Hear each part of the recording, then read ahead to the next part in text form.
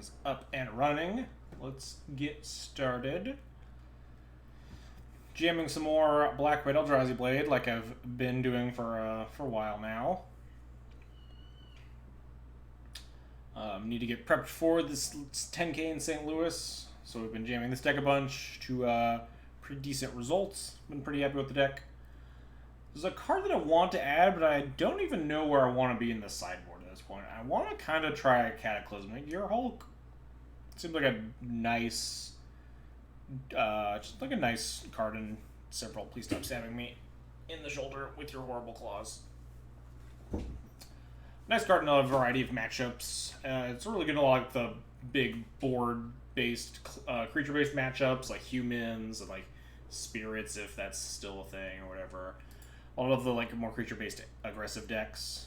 Also seem like pretty good against the Urza decks. They do just have like a lot of enchantments and stuff, or not enchantments, obviously artifacts lying around. They sometimes have like two important creatures. Like you can sweep like a whole board of like Psi tokens.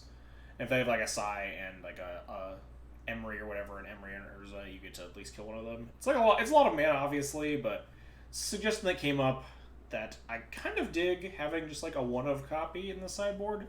I have no idea what I would cut for it. Like the Disenchant feels like the Mobius card on my sideboard, but then if I cut the Disenchant, I'm just like actually never ever beating an Ensnaring Bridge that's in play. But like maybe that's fine. Maybe the plan against the Ensnaring Bridge decks are just like to Thoughtseize it. I like hope that's good enough, because like having one answer to an Ensnaring Bridge in your 75 like isn't very good against the Ensnaring Bridge decks, right? Because like you'll be frantically digging through your whole deck to try to find it, and then like by the time you usually find it, you're pretty shit out of luck. Generally. It's like maybe something like Gearhulk is pretty cool. Maybe that's the swap I'll do, and just like not have a Disenchant in my sideboard. Just like never dodge all the Ensnaring Bridge matchups. This Disenchant has been pretty miserable, like even against Urza, like or other decks where you actually like want a Disenchant effect. Cataclysmic Gearhulk like seems pretty sweet. Let's try that today. Should update Cardboard Alive with that addition.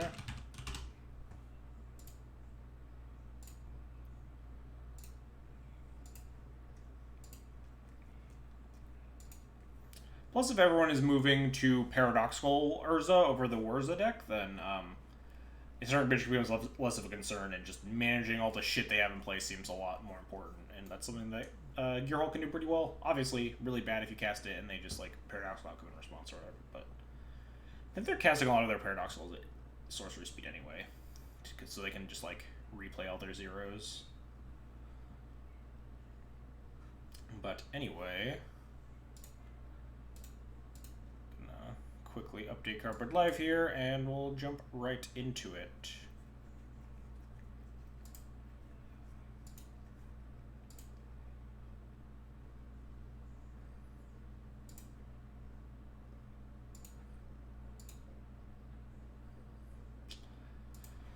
Monday's league went pretty well, and we got curb stomped real bad by Paradoxical.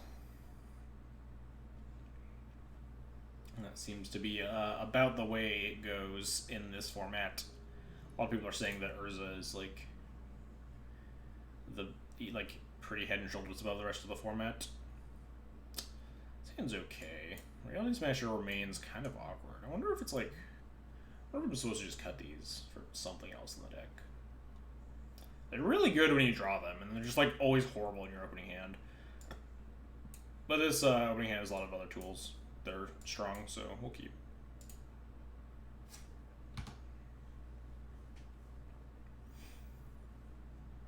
Basic Forest. Oh, Amulet, huh? Alright. I think I want to Fatal Push this Sakura Tribe Scout more than I want to Inquisition my opponent. If they had an Amulet... they might actually play the Sakura Tribe Scout first. Certainly tempting to Inquisition them here. I think I need to Fatal Push this, though.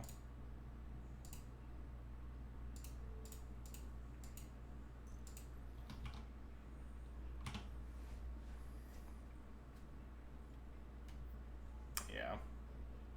I wonder if I was actually supposed to Inquisition. It's an interesting choice there. Slowing them down on ramp is always nice. We could double Inquisition or we could Tide Hollow now. They have 4 cards in hand. We kind of want to shred their hand before they do shit. They have access to 4 mana next turn. If they have like an Azusa, I kind of want to double Inquisition them. And then make sure they have nothing. So we can like Tide Hollow their last thing. Oh, well, this plan was bad. I'm going to play this Eldrazi Temple now, just in case we top deck another Eldrazi Temple and we can just smush them. I don't think leaving up Path to Exile is going to be very worth it here.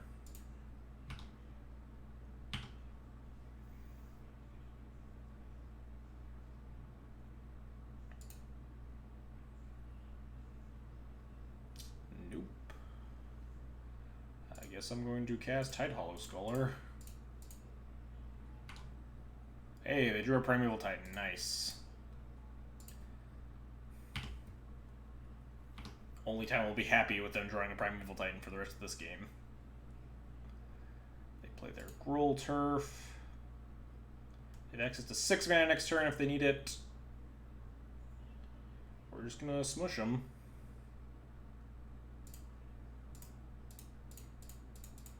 Hope they can't find the things they need to kill me.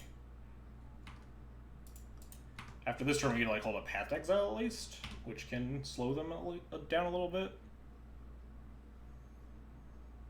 There's the Growth Chamber. That does not bode well for me.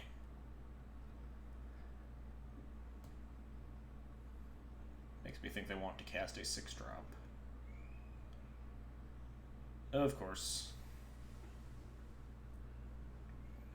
And now they can Vesuva plus Boros Garrison pump up their Primeval Titan here, punch me for 1,000,000. Go get like a Simic Growth Chamber and a Talaria West.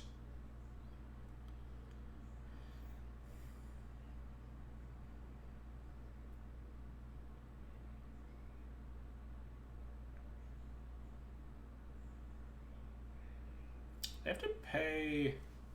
Well, they have like 9 million mana. Ooh, Field of the Dead. Doesn't do anything yet, right? It's close to doing stuff. I have not been keeping track of what's in their hand, but I think I'm gonna... we're gonna crack the Sign Clearing instead of firing off Inquisition. Crack with the Swamp here.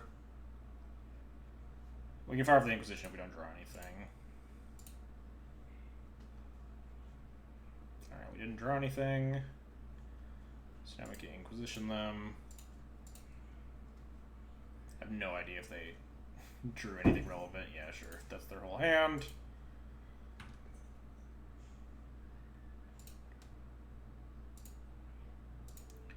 Path to Exile this thing.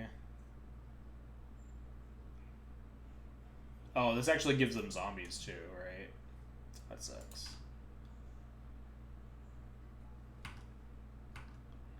So now we can only attack with the Smasher. They have 1, 2, 3, 4, 5, 6, 7, 8, 9, 10 mana. So yeah, they can still pay the Pact and make another Primeval Titan here. So we're probably just dead. They've been 1 turn later on that prime time. I think we have this game. Unfortunate.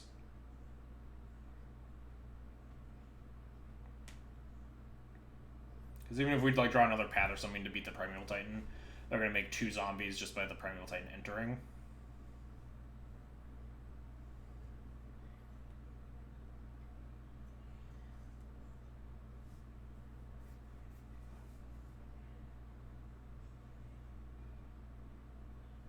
Just drew another Talaria West? Sure.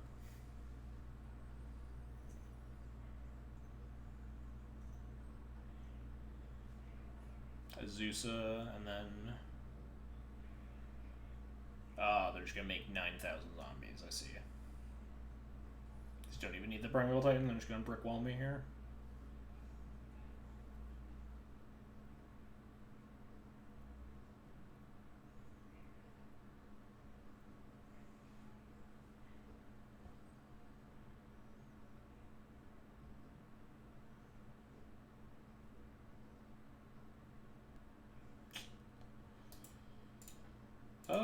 could draw sort of Light and Shadow.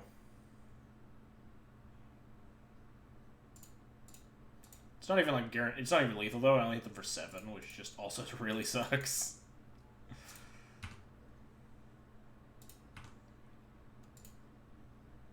They don't have any bounce lands though, so all they can do is just make more zombies. So we're not dead. 1, 2, 3, 4, 5, 6. So if we draw Stoneforge, we can't equip yet.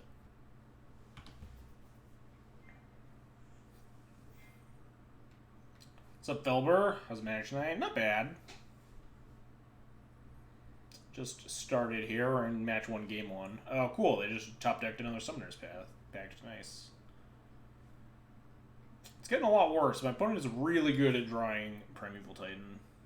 The exact turn they need it.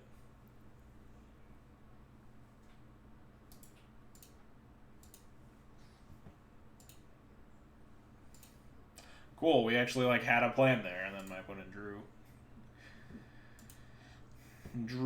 the Stone Cold Perfects, I guess. Alright. How are we sideboarding here? Ashiok seems pretty good. Fulminaire seems pretty good. Kaya seems okay. Exile's like Amulets and Sakura Tribe Scouts. It's like not nothing. Don't really have a lot of ways to get an amulet off the table, which seems like a pretty big deal. Don't think Comball does it. These cards all look like they suck. Gearhulk doesn't really seem like he does anything in this matchup. Probably cutting removal spells, right? Fatal Pushes are important for Azusas and Scouts, though. Probably cut like most of our equipment package. Do our Stoneforge targets do anything? Sort of Light and Shadow gets through Field of Ruin, or not Field of Ruin, Field of the Dead. Sort of Fire and Ice has no relevant protections. Batterskull is a joke.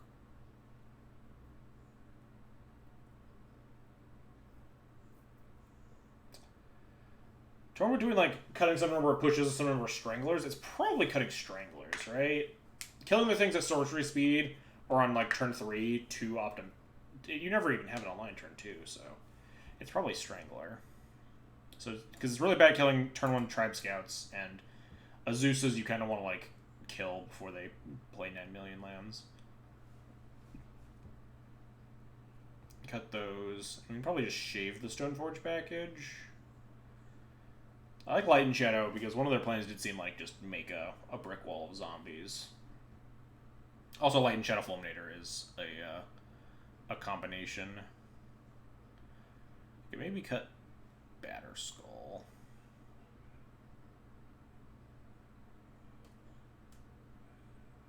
Smashers seem important.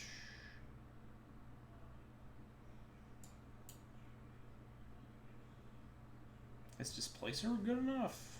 It's good in like the late game as like the lock with Scholar and Thought-Knot, right? That's probably my game plan. Maybe Path isn't good enough because like pathing their you only really like can path Primal Titan like try to go for lethal. Why don't we just run it like that? And trim paths at least. This hand has Thoughtseize and nothing else going for it.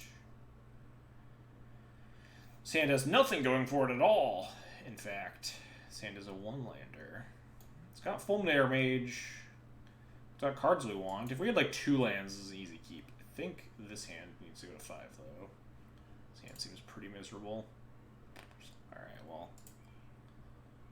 We're just keeping hands that have, like, any magic cards at this rate. Turn 1 Thoughtseize, turn 2... Marsh Flash is useful if we draw Fatal Push, so we'll ship the Godless Shrine. If we draw Fatal Push, we need to kill like an Azusa, so we'd rather have the Marsh Flats.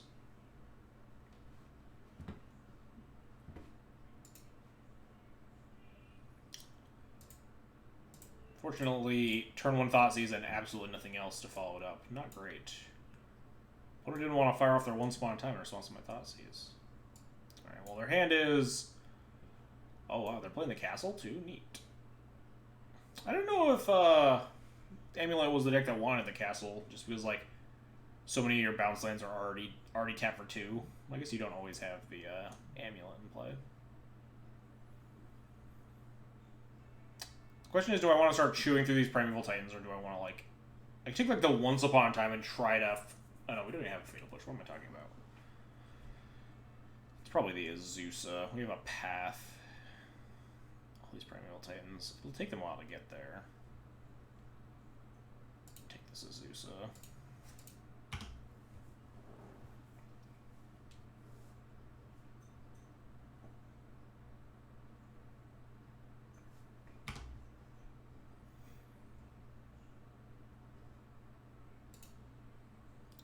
Once Upon a Time for Tlaria West. Sure. That's a card. Especially with this Path Exile, we can beat their hand as it sits.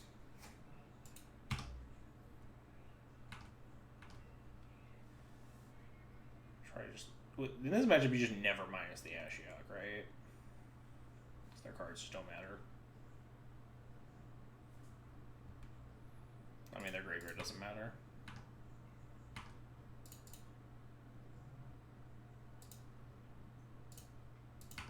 Let's try, like, Thought-Knot Seer or something first. Smasher. Alright, well, we're definitely just casting Ashiok here. Because if we draw land, we can play Smasher next turn. I don't think I want to minus this. I think I just want to put it into play. Say go.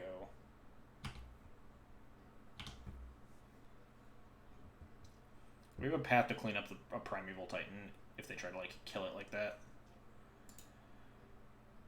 Or if they have, like, another Azusa, sure.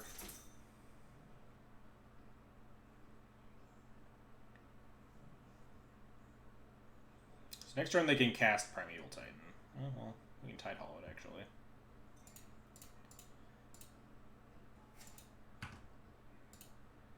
Well, those Summoner's packs aren't very good. So I guess I'll just take the Primeval Titan.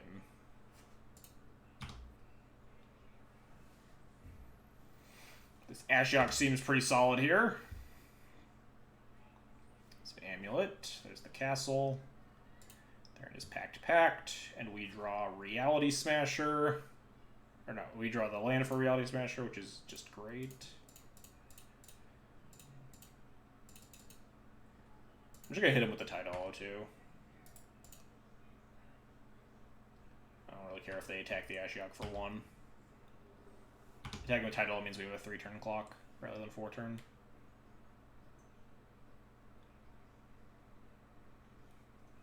If they just drew like a Primeval Titan here, that's fine. So we have a path for it.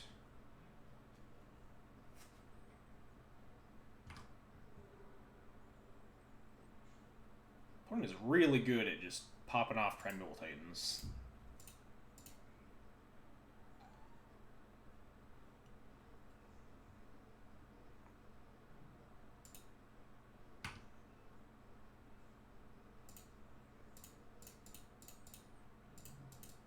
Just take an Amulet here.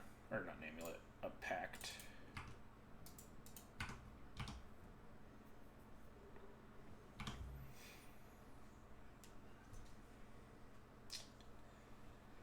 Man, that Ashiok really doing work there.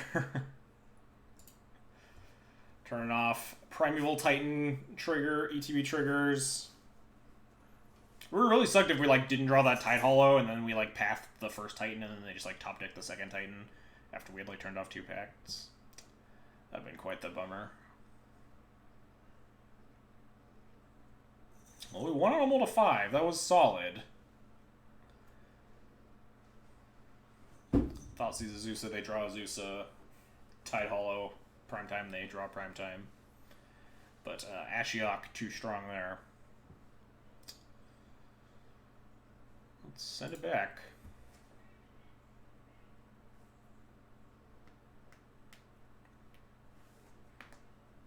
Ooh, Inquisition, Tide Hollow, Fulminator. I'm into this hand. Unfortunately, we're on the draw, so we can't like take a turn 1 Amulet or something. Or like a Tribe Scout.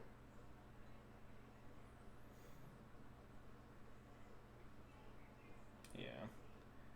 This Tribe Scout's gonna really let them go crazy. Alright, well, we need colorless with this Vista, so... This Flats finds Swamp, Clearing Cast Tide Hollow, and Fulminator, so... Yeah, we'll fetch Swamp here.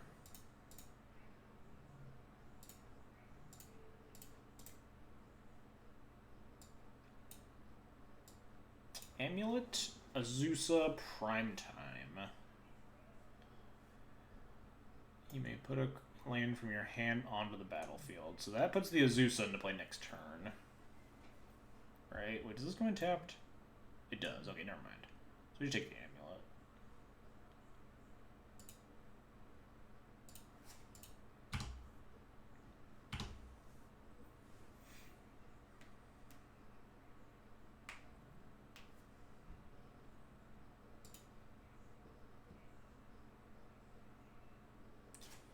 So if we Tide Hollow the Azusa, we can't take the Primeval Titan because we have this Inquisition. So Temptation just cast Inquisition and take the Azusa. Then we don't get our 2/2 into play. They're pretty far from Primeval Titan, though. We're likely to hit Thought Knot before they can do that. I guess maybe not likely. If they just rip a couple more lands, this Tribe Scout ramps them pretty hard. Good path the Tribe Scout, but that feels really loose. That puts them to 4 mana already. They tap, put in Stronghold, we path it, they get a forest. They also currently don't have any colored mana besides this Gemstone Mine, so pathing them seems medium. I think I want to get my Clock into play. So Inclusion's like never going to hit anything, though. But the following turn we're probably going to play Fulminator, not Tide Hollow.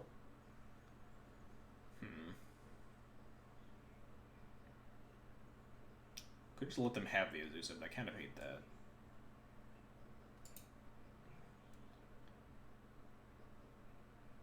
I'm gonna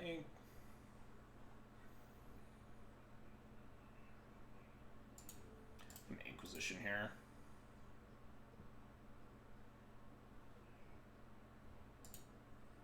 It drew Simic Growth Chamber.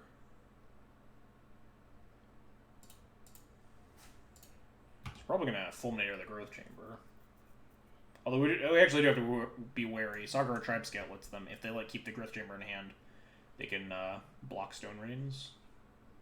No, they're just putting it out there. But we do have to be worried about if they top deck another bounce land or something.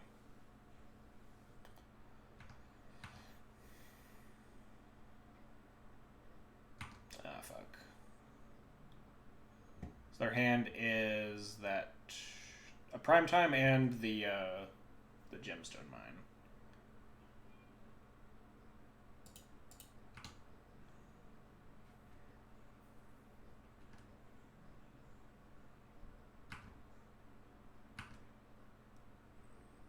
So I feel like just Stone Raining the Simic Growth Chamber is pretty good. It sets them down to 3 mana.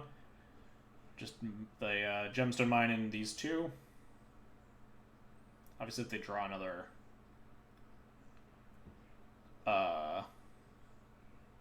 Actually, they get 3. If they draw another Growth Chamber, it's 1, 2, 3... 1, 2, 3, 4, 5. We actually just, fucking eat it to Primetime if they top deck another one. So maybe I'm supposed to Tide Hollow. But then it's curves so into Thought Knots here. Alright, yeah, we're gonna Fulminate them.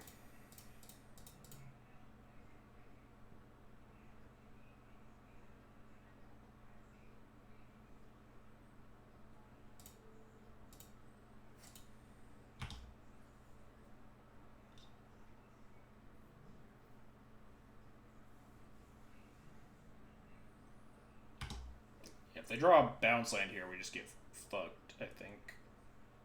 Maybe I should have gone for the not greedy play.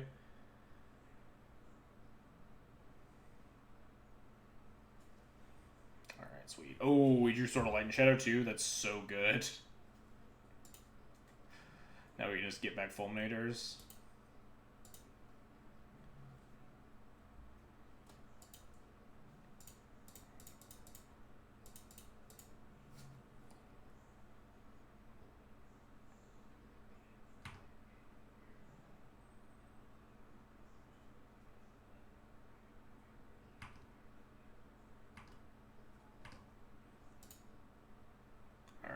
They do not have enough to do anything yet, so they can't draw anything.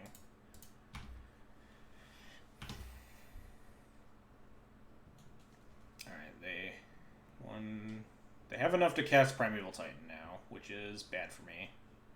But if we draw, we're gonna cast sort of Light and Shadow here. So if we draw a land, we can Stone Rain them again.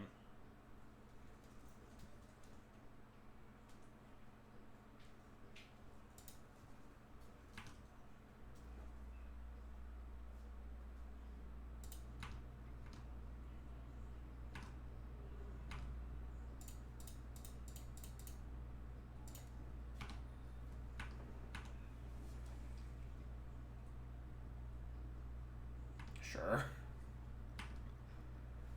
I guess we can't, so they have a bunch of green blockers, never mind. We could have pathed, but probably not pathing.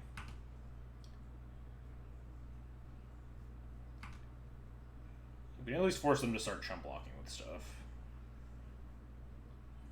Yeah. Equipping, playing Stoneforge is probably the line here.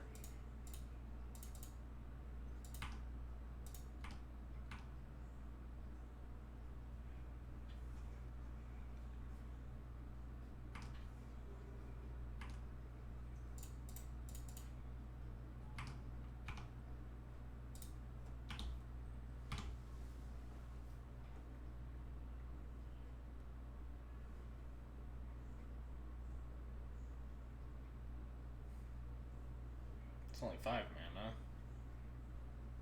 What is this? Hydroid Crisis. Wow, wow, wow.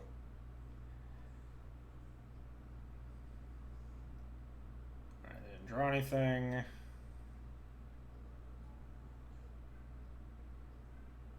They're definitely getting close to something. We have 2 paths, so we can connect with our Thought Knot next turn and start Stone Raining them. But they're getting to the point where my Stone Rains don't matter, right? 1, 2, 3. Actually, currently our Stone Rains still do matter. Attack with Thought Knot. Do I want to get this Sword into play? Do I play a 2/2? Sword means if they don't jump block with Crisis, I want to leave up paths because I'm worried about them finding a Thought Knot Seer at this point. And they're just going to block with the plant token this turn. So I think we just attack Siggo. We can fire off paths, put in sword. Hello. Yeah, here they're just going to block with their plant.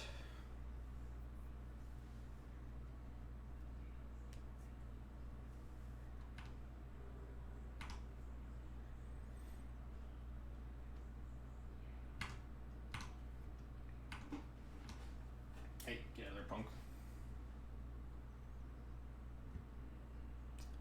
Field of the Dead's getting pretty scary. When does this turn on? 7, so one more land with a different name.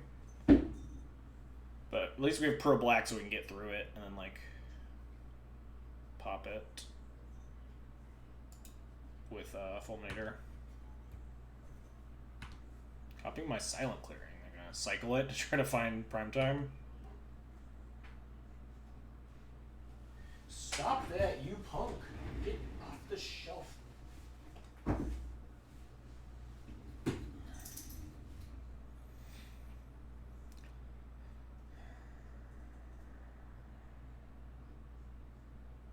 Currently, we can start getting back Fulminator and Stone Raining them. That's currently also like not good enough to stop them from Primeval Titaning me, but we can at least like pop this Field of the Dead.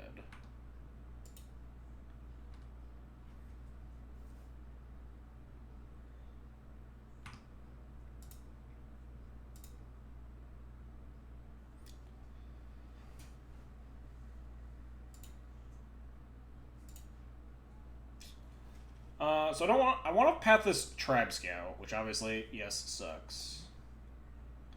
Maybe I actually wanted to path before they play the land, because they can only get Snow-Covered Forest. Although they probably play a split now, right, of Snow-Covered and Normal, because of Field of the Dead. It probably didn't matter. Giving them more zombies is fine. And if we draw a land, we can just equip and cast the Fulminator. If we don't draw a land, we have to, like, path the Crisis.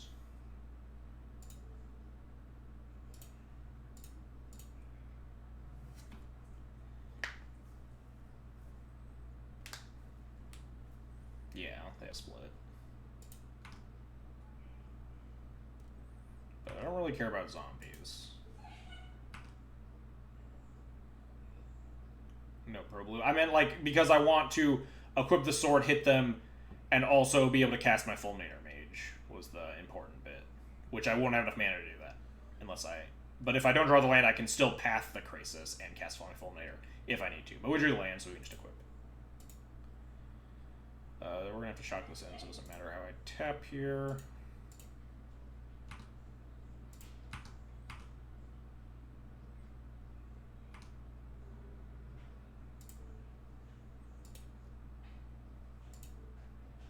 They're at 9, which means this Thought Not Connecting is just lethal next turn anyway.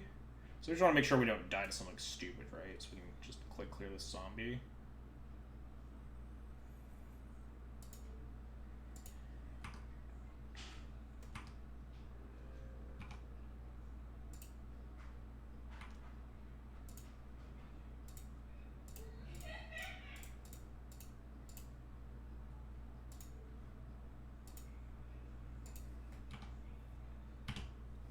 We might still be dead to, like, a Primeval Titan.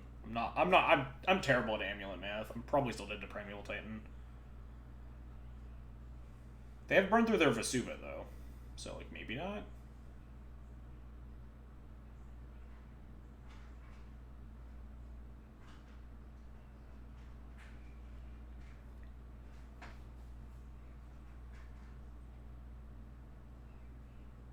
I think I'm, like, EE on 3 here or something.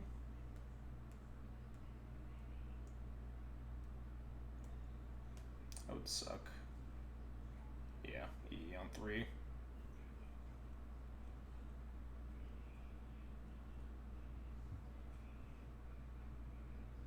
At least we cleared the Field of the Dead, so they can't just make a bunch of zombie blockers. Exactly 5 mana, so if we smash or attack with the Thana, they can double block. So probably don't want to do that.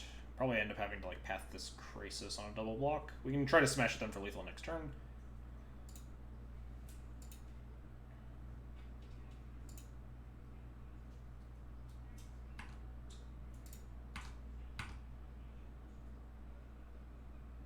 Yep.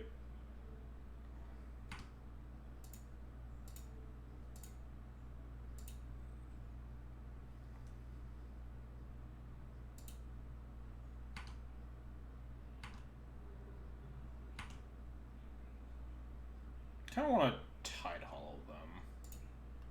You never know what's sitting in their hand, right? Colony Garden, alright, well. Means we don't have lethal next turn, right? We're 1 off. Wait, no, we can play this other Tide Hollow.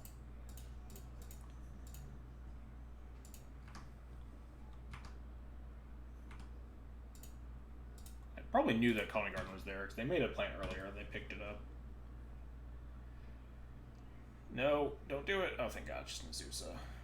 They might still be able to live here. Block, block, take 8, it looks like. We'd Field Ruin the Slayer Stronghold, which is actually very good for me, because it means the Primetime won't get haste.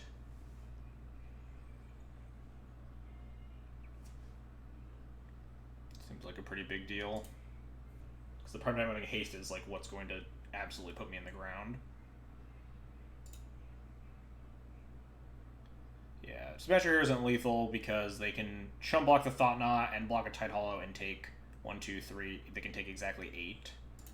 So I'm gonna rather Field of Ruin.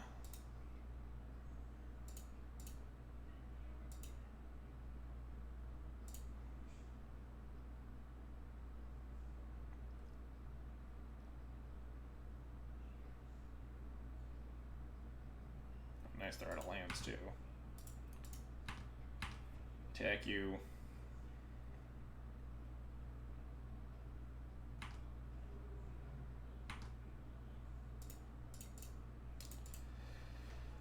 Put you to dead next turn. I don't think Primetime does it anymore. Stirrings can't find Primetime now, right? Yeah. Whew. All that horrible luck we got in that game 1 paid off for us in that game 3, I suppose. And Ashiok was fucking all-star in that game too. Ashiok was nutty.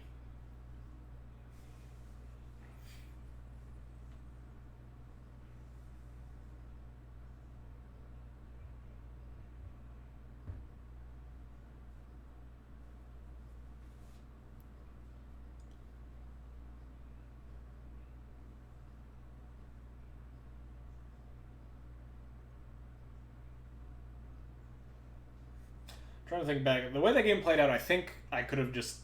I think like the turn 2 Inquisition would have been better as as the Tide Hollow, because I think we just never cast that Tide Hollow until we like played the 2/2s like the turn before lethal, where we just like cast 2 Grizzly Bears. Obviously, it's impossible to like know that that's the end state of the game. Oh fuck yeah, Snapkeep. I think we're gonna go turn 2 Thought Knot. We could just turn 1 Thoughtseize, turn 2 Displacer, turn 3 Thought Knot, but that seems like so much more lame. On the play, let's turn 2 Thought Knot a punk.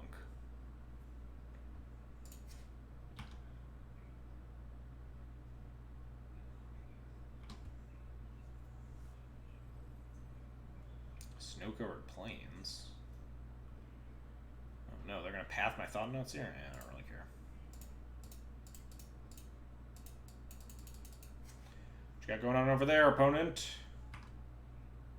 Oh wow. Just green-white Eldrazi? Oh yeah, it's the green-white Eldrazi deck. Took me a second to fully register that one. We'll take their Stoneforge. Next turn we can like Thoughtseize their Thought Knot.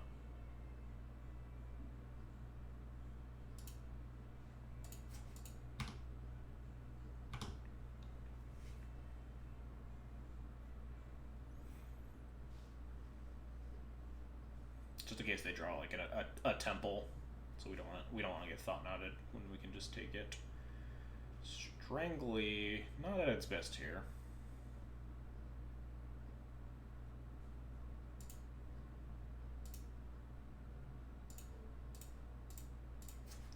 Thoughtseize you. They drew. Oh, they did draw the Eldrazi Temple. Whew. Bash.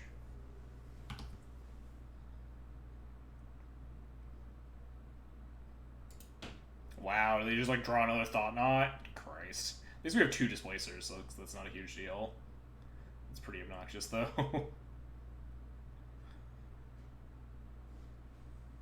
Now we can Displacer and displace Thought Knot in their draw step.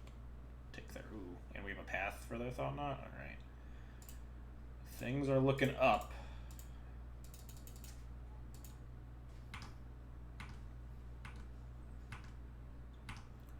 Draw, displace my Thought Knot.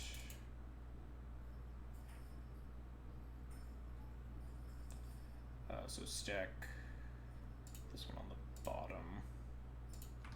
Draw a card. Take a look at their hand. Wow, these are a lot of pretty threatening cards. My opponent cannot draw things that aren't Thought Knots here. So I don't really care about Smasher, I don't think. They can like punch me for 9, which is kind of a lot here. But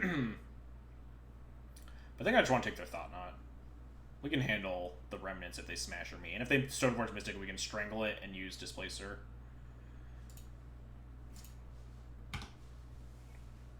And to mitigate the bleeding afterwards.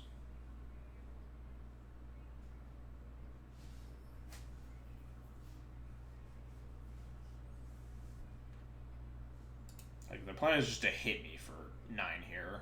We have a Path to Exile and an active Displacer. So we're fine with the damage race here.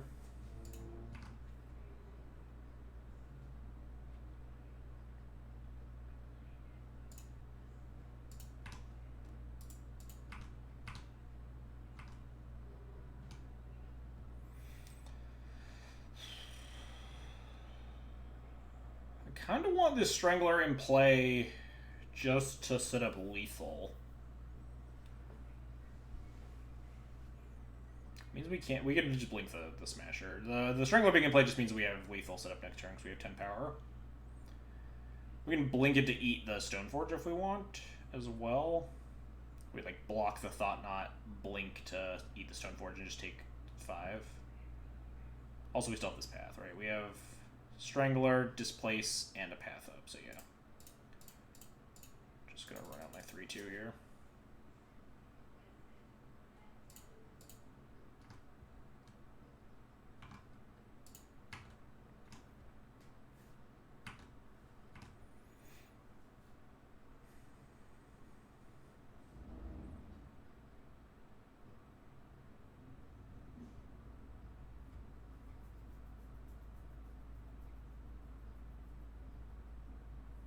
Oh, wow. Shalai, huh?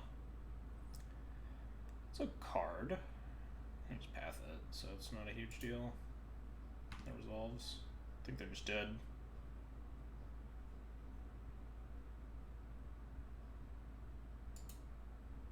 Should do things in response. I don't need to, right? We're just gonna path the Shalai.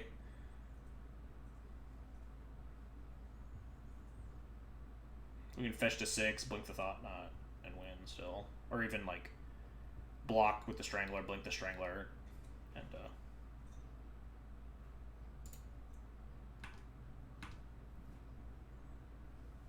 yeah, they can't even, like, can we win here?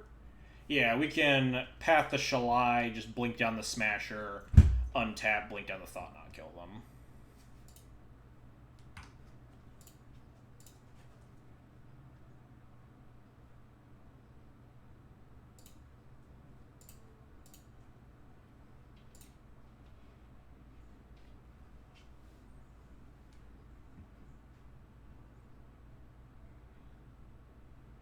Yeah, there's dead. Cool, we did it. Hey, stop that. Punk. Shalai's a neat card. I don't know if that deck needed more like 4-drops, though. I wonder if they're playing Karn still. Extra 4-drops doesn't feel like what that deck needed. I like Gear Hulk, especially like when you're on the back foot. Being able to like just kill a creature. If you just have one creature in play, you can Gear Hulk, keep both your things, and like they have to lose like one of their creatures. All these cards kind of fucking suck. Engineer is probably not bad. It's like play Noble Hierarch, right? And like trades with Eldrazi. Could probably just cut our Stranglers.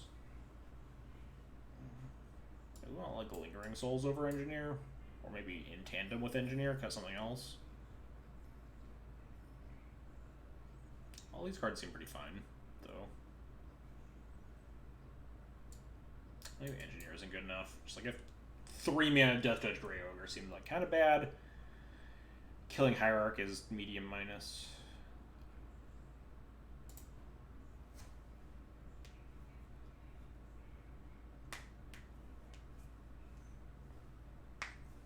I like this hand. This hand's pretty solid.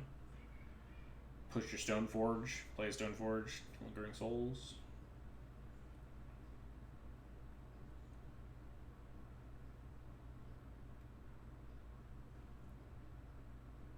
Keep.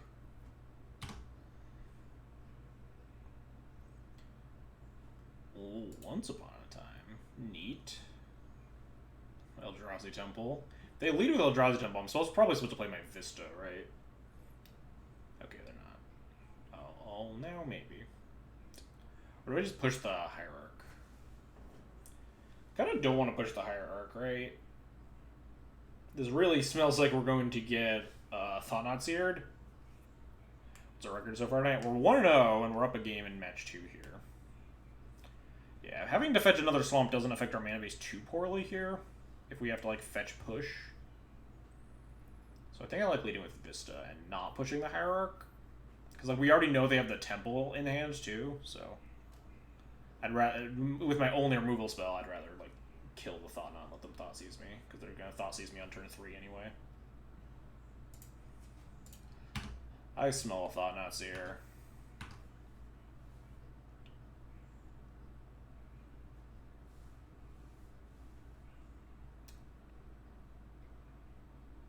I don't smell a Thought Knot Seer. Apparently my sense of smell is really bad. Okay, I'm still going to push the Stoneforge Mystic, though. And then get Smashered, I guess.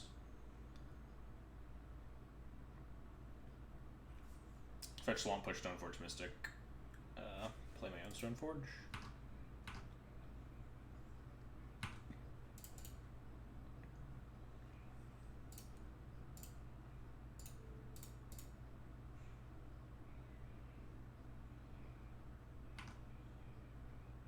Ooh, Temple's nice.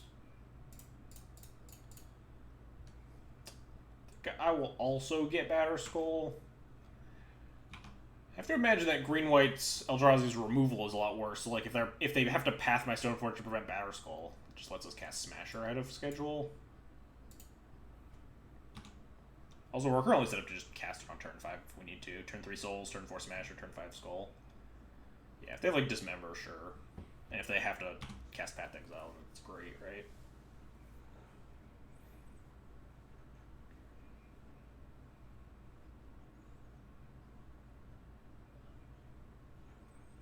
I have to imagine we're getting smushed, though. They have an Eldrazi Temple in hand, access to 5 mana, and they didn't Thought Knot me on turn 2. Can I beat this card? Probably not very easily. Ooh, Cataclysm Geralt.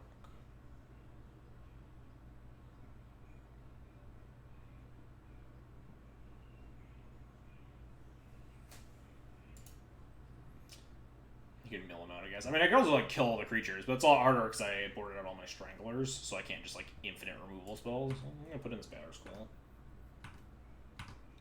I mean, I guess Geralt makes it a lot easier to kill all the creatures, right? Kill all of them but one, and then, like, just cast a Path or something. It's like a plan. Although this, if like, that's my plan, it's gonna take a long time, and they probably just Thought Knot it.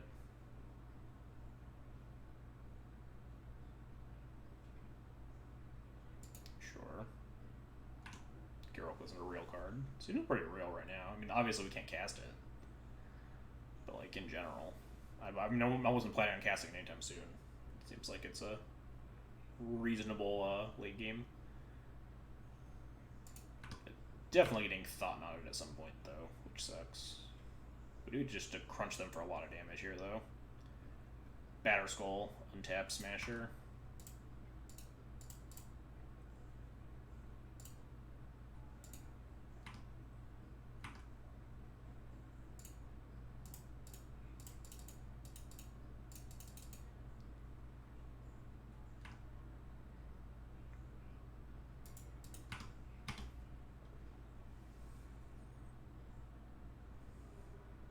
Crunch.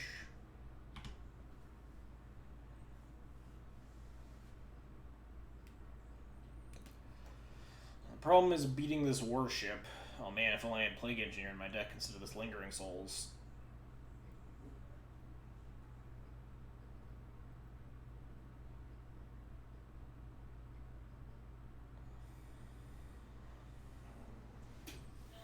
So we can't just put them to 1 next turn if we just, like, hook up the Batter Skull with or onto the Smasher and attack them, right? Just have a big Vigilance guy that also just blocks. So I'm thinking about just chump blocking here. Kind of dig just chump blocking and then putting them to 1. Just gaining a shit ton of life to buy me time too.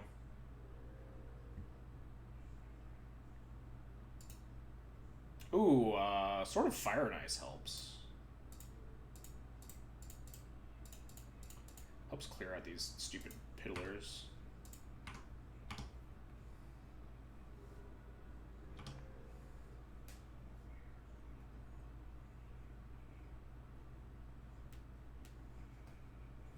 Ancient Stirrings.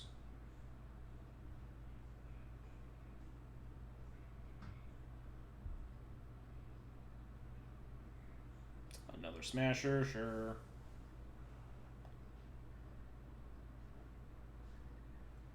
Their plan is just put infinite creatures into play, and I never kill them. It's like a pretty reasonable plan.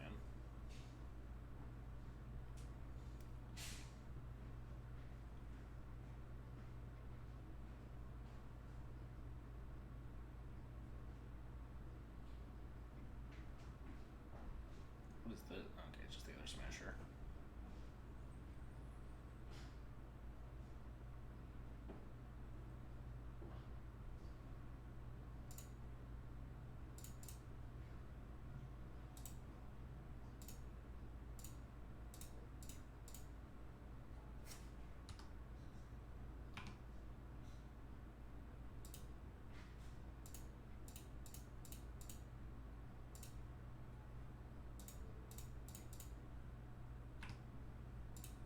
Punch you for a lot.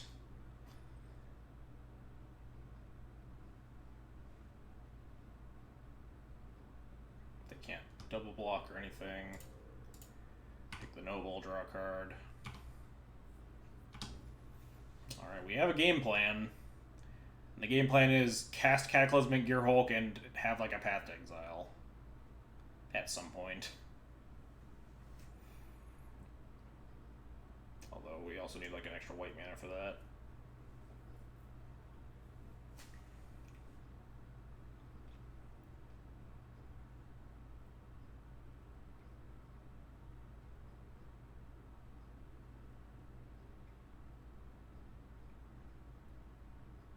Really prefer to never get Thought-Knot Seared for this whole game. Displacer. That's pretty obnoxious.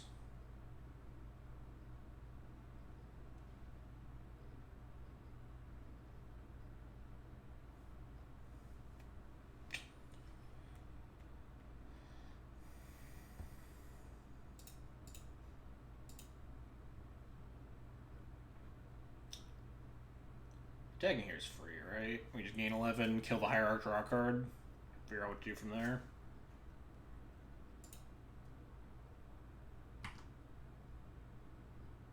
There's like no world where they triple block me. I'd be ecstatic if they do, then we just get to kill the Displacer and a Smasher. Ooh, Path to Exile. You got it, boss. Discard their Batter Skull. Alright.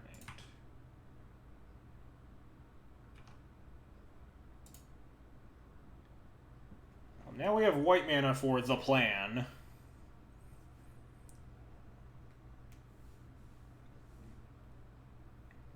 The plan being draw a Path to Exile and Cataclysmic Gearhulk into Path for lethal. So I guess we just like discard spell the shit out of them. We don't really care about getting hit. We're 41. We can equip later. Just want to like shred their hand as much as possible.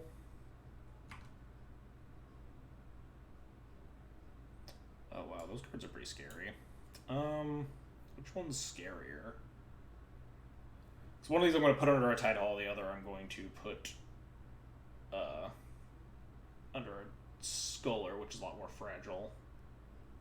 I guess the second Displacer is scarier, right?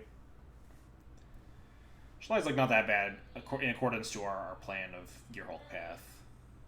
Displacer is more obnoxious.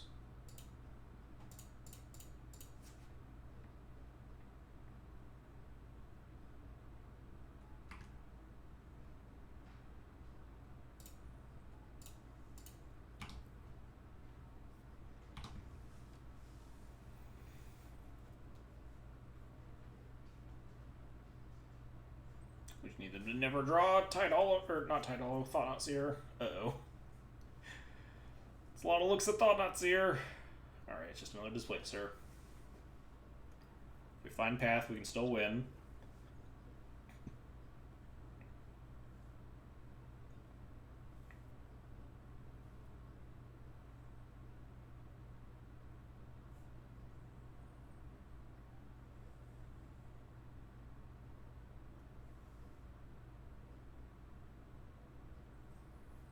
Care about attacking here.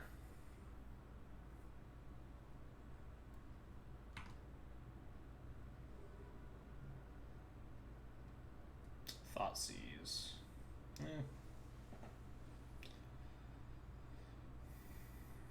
I mean, it gets rid of this Displacer forever, which is probably better than me Tidehollowing it.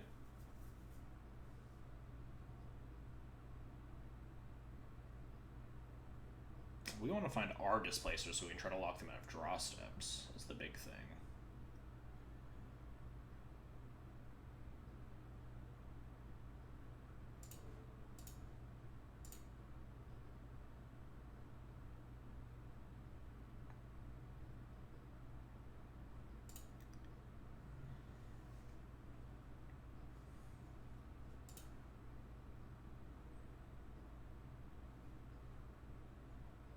One, two, three, four, five, 6 mana.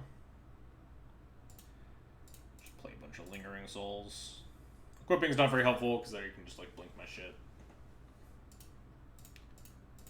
And like, the more things I have on my board state, the less likely they're going to be able to like tap down my things so my Cataclysmic Gearhulk plus Path plan doesn't work.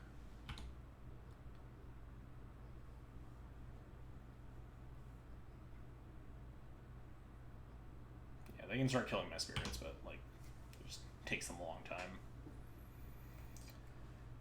We have some time to sit back, hang out. Not too much time. These smashers are big.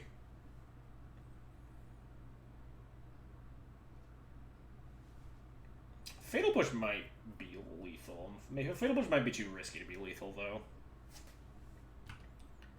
They might be tempted to keep Displacer over Smasher, and then Fatal Push kills them, but...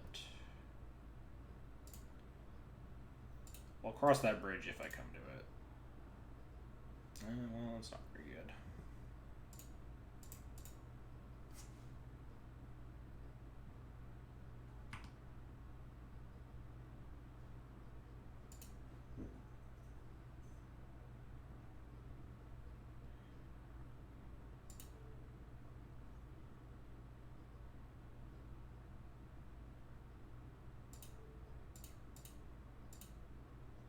Something random.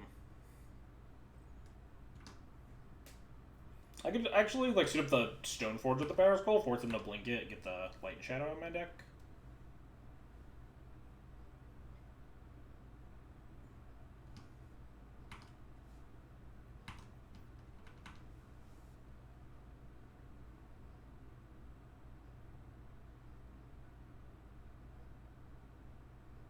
Man, if this Cataclysmic Gearhulk was a disenchant, this game would have been a lot easier, huh?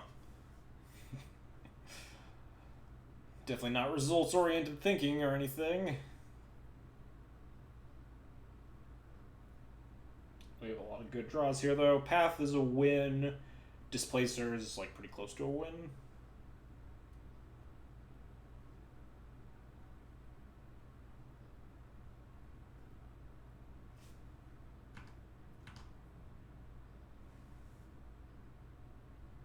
I think they should be attacking with both their smashers. I could be wrong.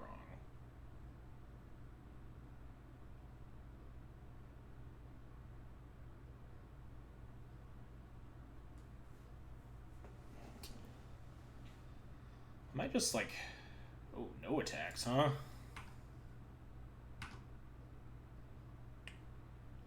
I'll cycle this again.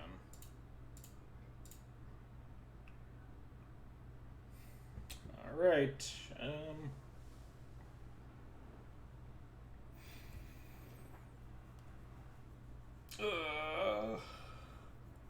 we're at 27.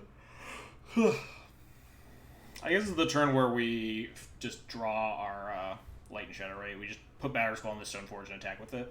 Force him to blink it.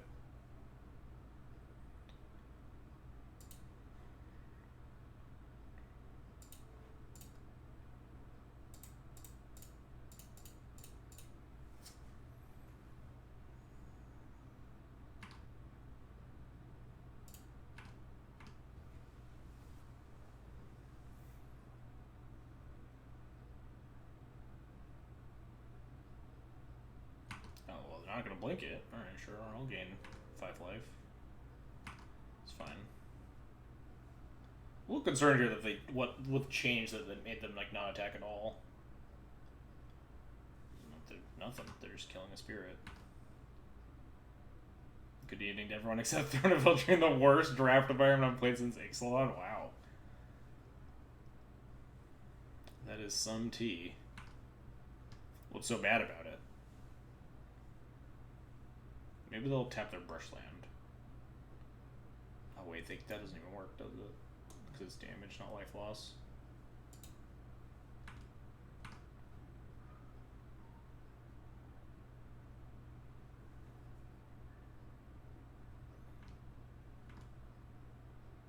Hey, a Displacer, huh? Alright, now we're talking. Now we are talking. We can try to lock them out of draw steps now.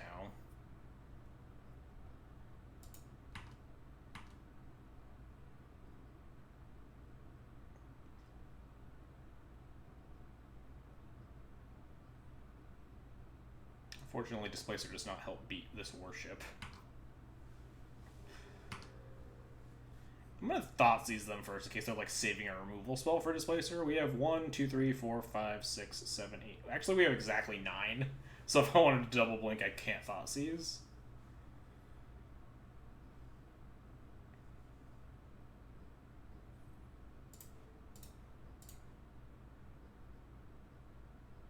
I think they're just sitting on a land, but...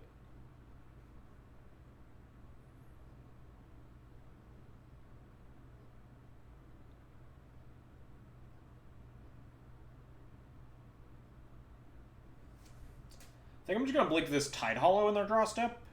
Because if they get another Smasher, I don't think I care. Still Eye's a little bit more obnoxious to deal with.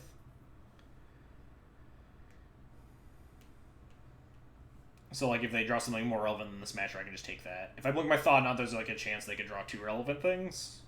And that kind of sucks. Ooh, they did have a path. Nice. Sniffed it out. I don't think I have any more lands. I do not.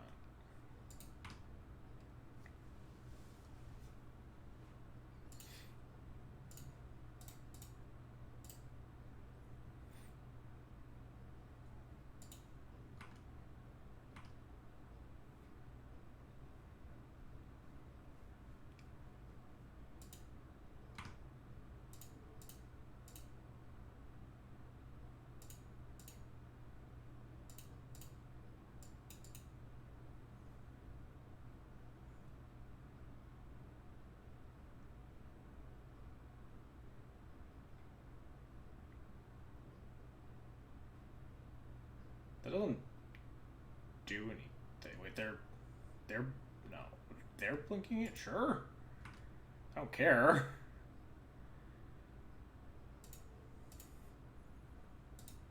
That literally didn't do anything. Okay, they just have 2 Smashers. Cool. I don't know what they were trying to do there, but whatever.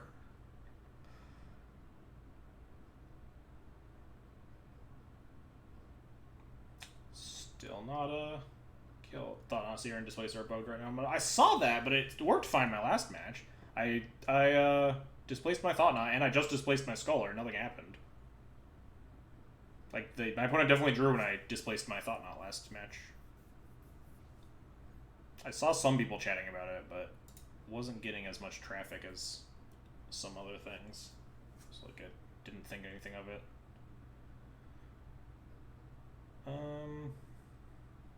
They still have a blink up. Yeah, we'll say go. Which want to stop them from Thought Knot Searing me. Because my plan is to literally cast this Cataclysmic Gear Hulk. And then Path to Exile their creature and kill them. So now we have so many blinks we can blink our Thought Knot.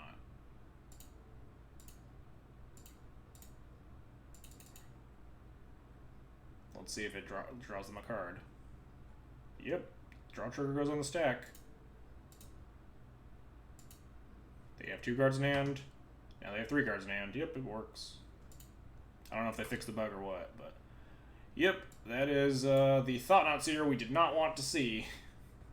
So we will exile it. So their hand is Stoneforge Smasher. Stoneforge, they're down a Batter Skull, but that might get obnoxious. Blink Thought Knot again. Might just like deck them at this point too. I guess they'll probably find more paths, so they've only cast 2.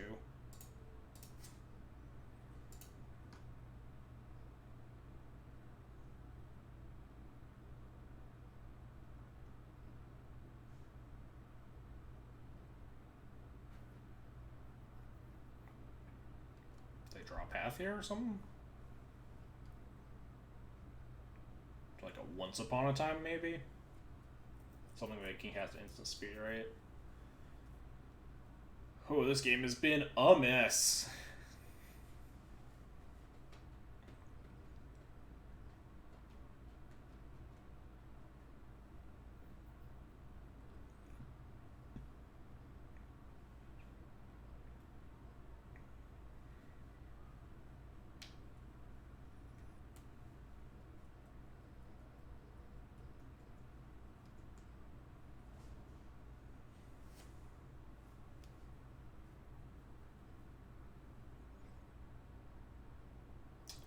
Dramoka's Command. Wait, that doesn't matter, right? I can just blink their Smasher and prevent that from happening. They get a counter, but like I just blink their Smasher now and it saves it.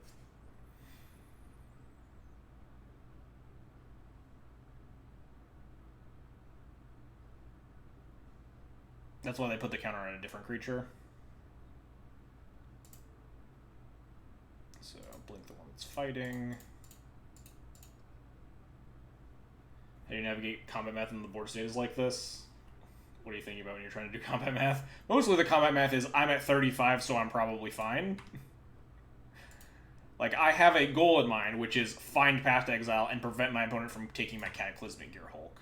So, like, all of the things I'm doing are working towards that goal.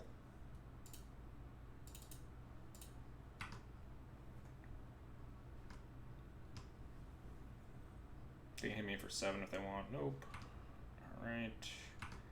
Untap. Still not Path to Exile. If you had, yeah, if I had Dromoka's Command, I could win. That's true. Unfortunately, my deck can't cast Dromoka's Command. Well, I'm going to pass the turn again. Wait, we have 1, 2, 3, 4, 5, 6, 7, 8, 9, 10. So yeah, this Marshflies doesn't give me any more blinks, so we can just fetch on Instep for our other Godless Shrine.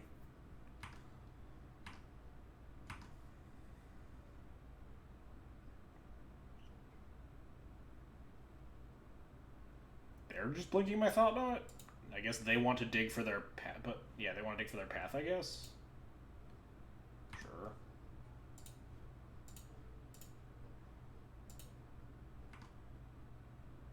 Maybe I should be blinking my Tide Hollows. Oh, another worship. Do I care about a second worship? No, right?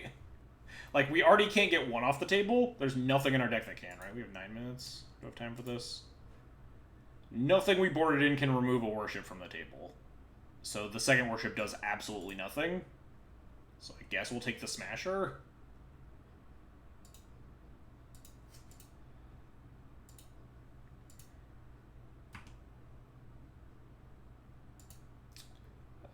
Draw step.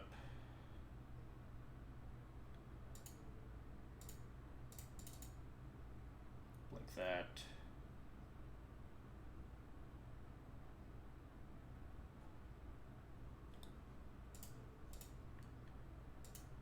Back in their hand, and then blink the Tide Hollow again.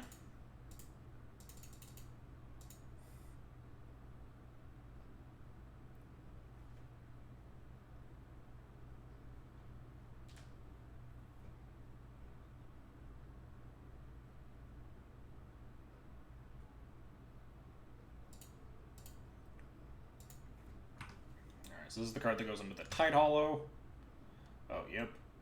So we'll put the Smasher under the Tide Hollow and take the Thought Knot forever, because we do not want to get Thought Knot seared under any circumstances. And then we'll say go.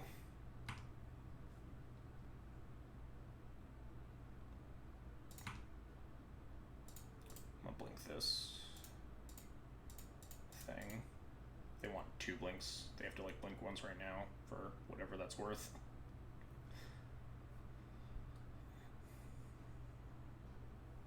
How much time do you have left? We have 8.5 minutes.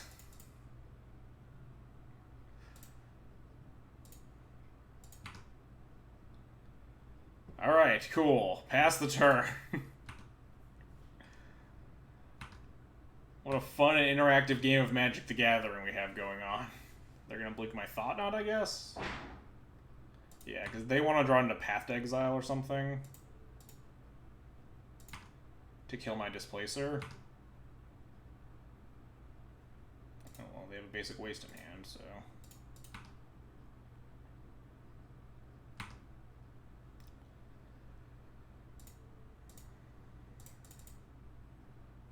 Blink the Scholar. Put the thing back in their hand. Blink the Scholar again.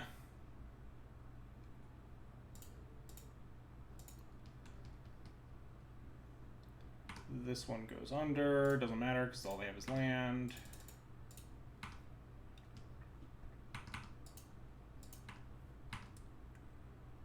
One day we will draw this Path to Exile, hopefully. I'm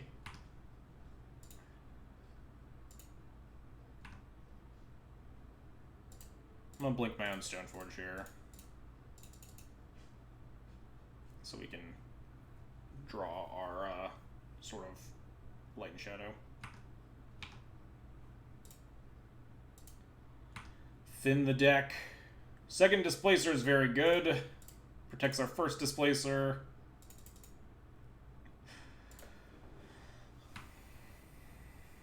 Alright, I think we've established the lock pretty well.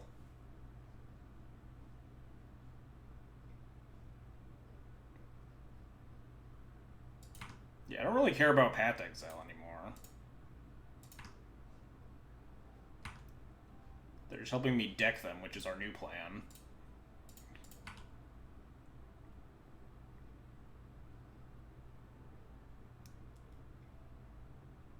We always want to make sure we leave up blinks to protect our Displacers.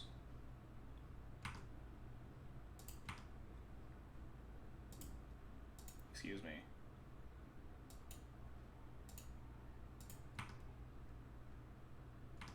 It's weird.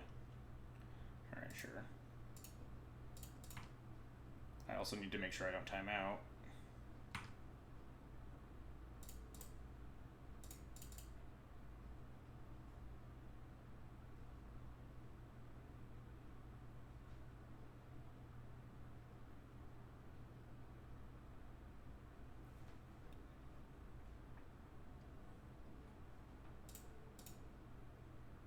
Can we deck them before I time out? They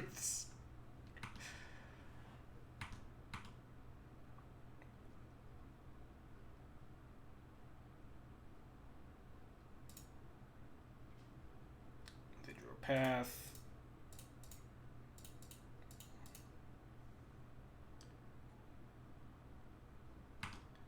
Path does nothing. Thought sees them, take the other Thought Knot. That's 3 of their Thought Knots. Although the Thought Knots don't even, like, matter at this point, do they? One day we will draw one of our Path Exiles and we will just win the game.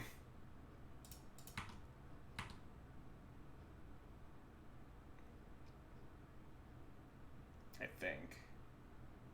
It's a little bit wonky, because if they keep their Displacer, they can, like, tap down my... God. Now I'm having second thoughts on if Path Exile even wins. Oh, fuck, does it win? Because they can keep their Displacer, right? And tap down my attack, tap down whatever I keep.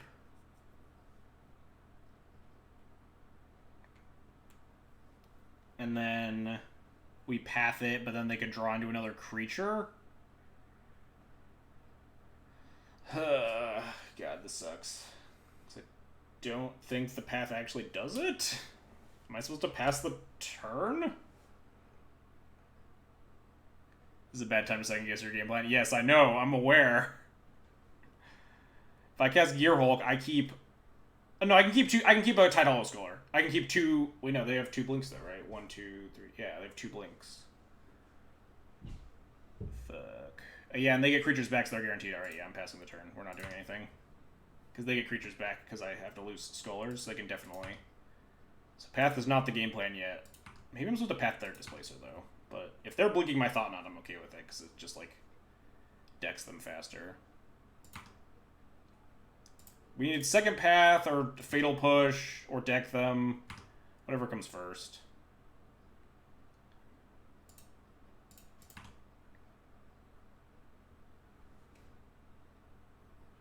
I don't really want to Path their Displacer right now, because they're just helping me deck them.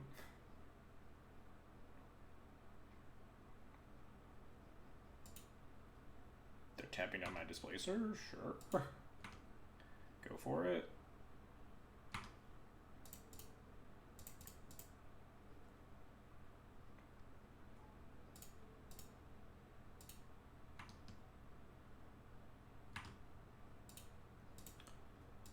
Nissa Vital Force. That's scary. I'm not gonna read that card, but...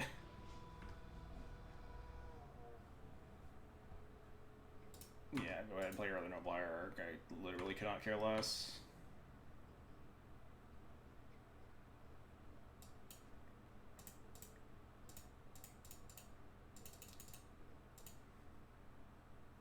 It involves a worship. Yeah, I wasn't about to fucking read Nissa Vital Force right now. Nope. Pass the turn. I guess I shouldn't F6, though. Not a removal spell. Continue passing the turn. Blink this. Thought sees you. Take your Reshaper. Sure, you have nothing.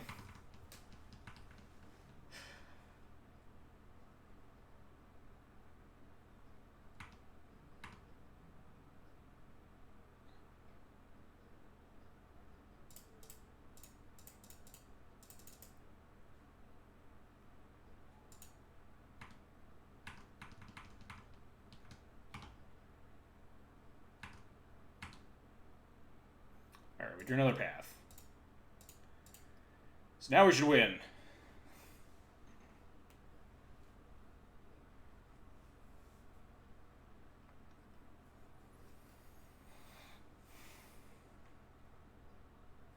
They have nothing in hand.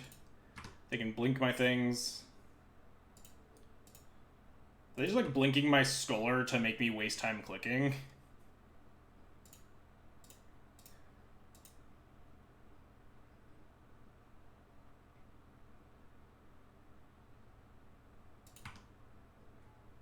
I think they're actually just blinking my Scholars to make me waste time clicking.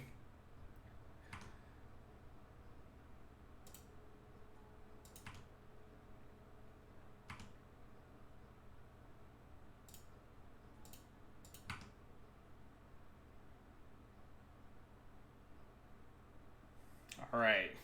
Game plan. We finally found it. Oh, cool. They're blinking my Spirit, too. Alright, sure, whatever. That's dead. You have nothing. Cool. Gonna blink my Thought Knot.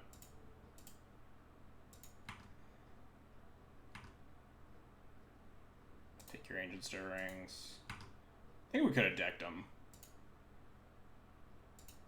But... oh, they just conceded? What? We didn't win! Why blink? Why, like... wasn't their plan to time me out?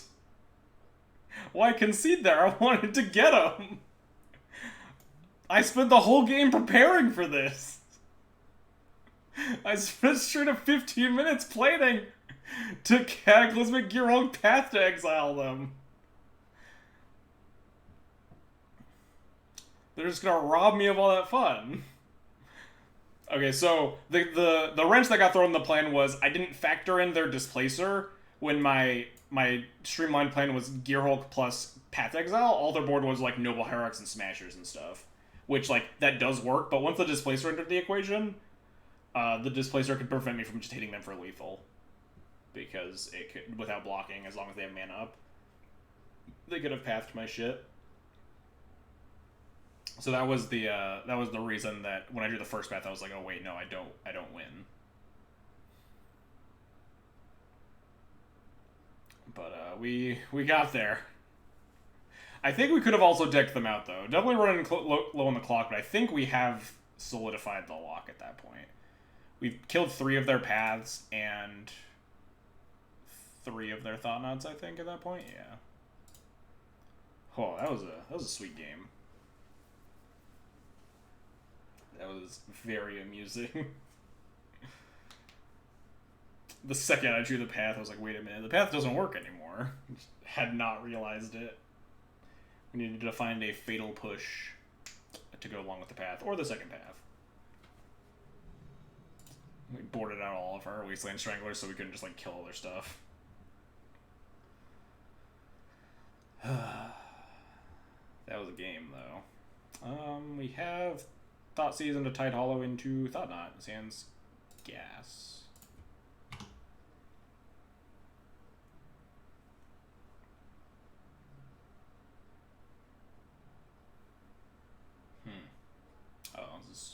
Urza of some sort, seems like. Well, if there's a hand that this can beat Urza, that this deck can beat Urza with, it's probably Thoughtseize into Thoughtseize into Thoughtseize on increasingly larger bodies. This is Paradoxical? I don't think Paradoxical plays Jar, though, but I don't think I guess Urza might play Jar, though, to protect the bridge and stuff, right? Whatever, let's Thoughtseize them and see if we can't find out.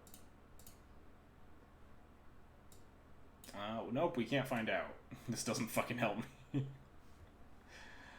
So they have Dementia Master Shake. Thanks for the follow. I appreciate it.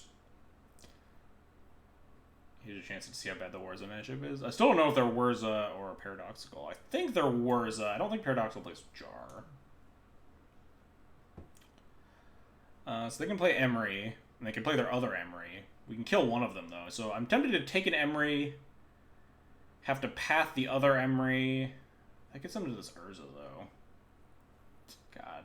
I guess they can't really get value off these Emerys yet. They could mill into something, but I should probably just take this Urza. They're probably just going to like, draw more Urzas.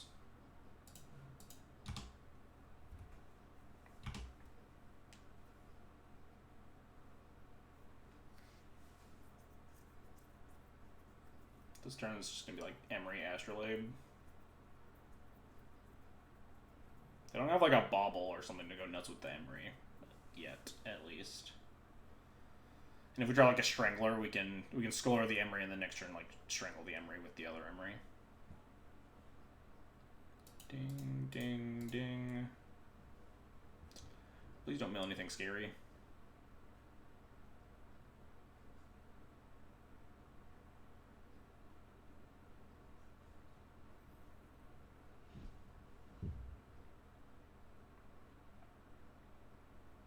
Opal, oh, that's pretty good. It ramps them. They milled a second Urza, which is nice for me. Less Urzas to deal with. So Opal ramps them, but that's about it. That's like not the worst. So I'm just gonna tide all of them.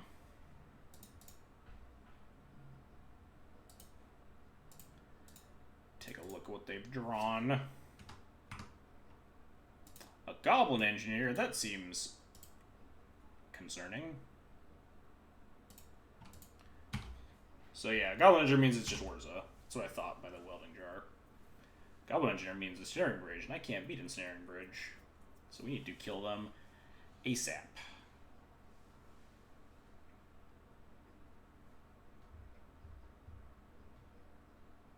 Yep, get your free Mana Rock. Cast the Urza that you top decked. That's kind of obnoxious too. Not gonna lie. Yeah,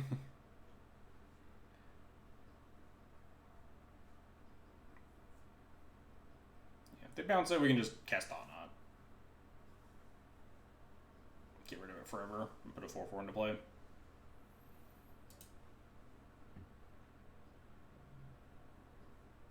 They can like cycle their Emery. Just like mill 4. Seems really loose. Wow. Hit a Bauble, and a third Urza. Maybe we're just like pathing this Emery, right? Now we're just gonna Scholar them and path the Emery, so they don't just like go crazy with this Bauble. Cycling that Emery seemed like kind of greedy.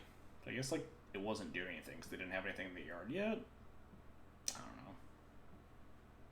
Yeah, now we just Scholar path this. Hopefully they didn't draw something obnoxious to go with that Engineer that I can't beat in their hand.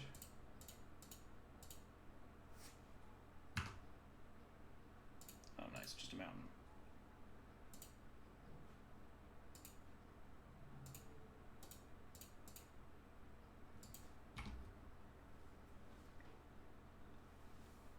Sad part is that like we're so far away from killing them, and we're so dead to Snaring Bridge.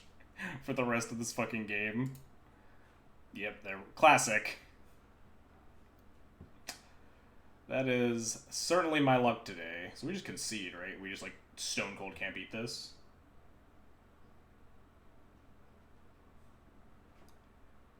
That is exactly my luck today.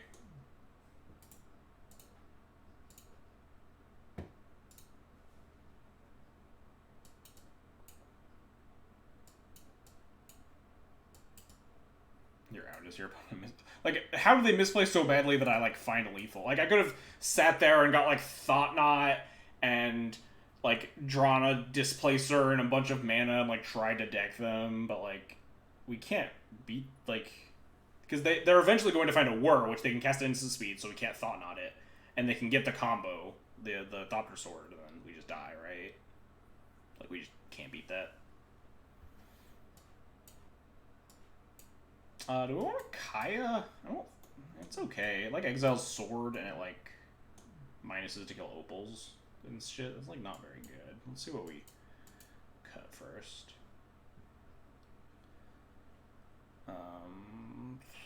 Emery makes sideboarding way more awkward. Probably just cut my whole Stoneforge package, right? Stoneforge package just sucks here. It makes a lot of room. Emery makes me like kind of want Strangler more, but it's like the only Strangler hit, right?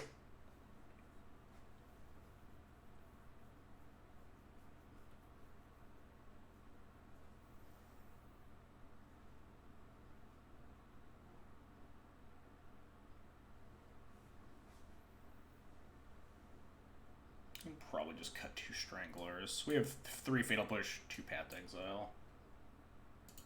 And we have like stuff like Rest in Peace to make the Emery not do anything.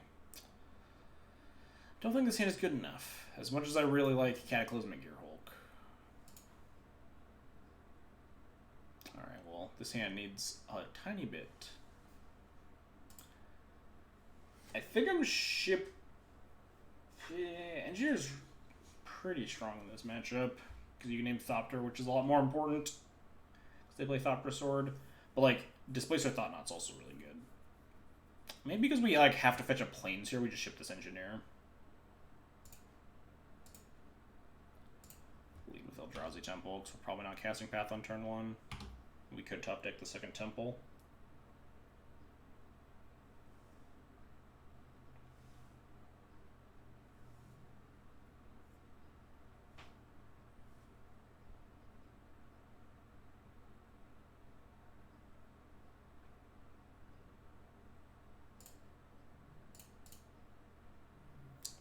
Cast our Displacer here and try to hit another land drop.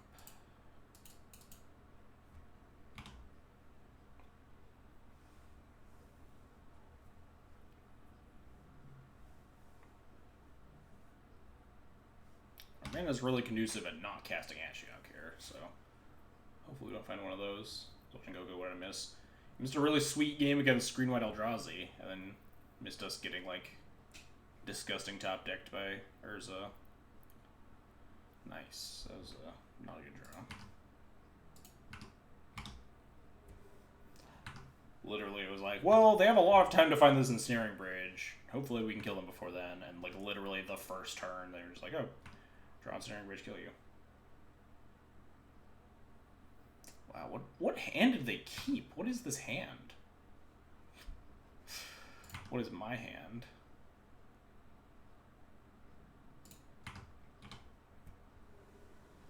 They just have like both parts of like Thopter Sword. They just can't cast the Thopter. No, they would have just fetched differently. They didn't need to fetch for double basic island. They had a Scalding Tarn. Sure.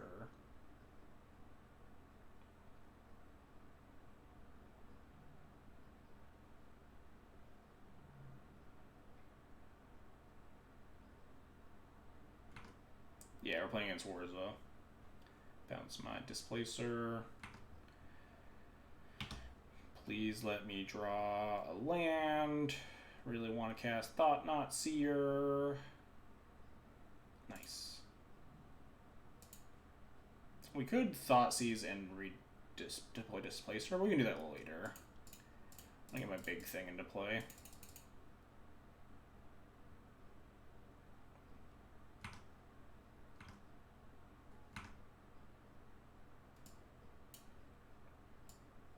Oh, well, they have the Ensnaring Bridge just in hand.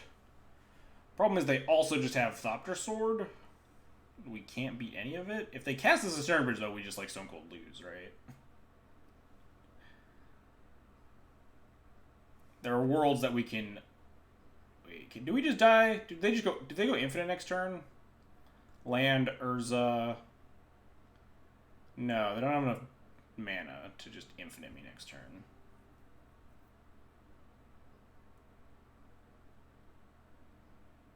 Yes, they do. Oh, yeah, wait, no. No, because they can't produce the other color of mana for Thopter Foundry, right? Because they can tap the guy, the construct, but they only make 2 blue.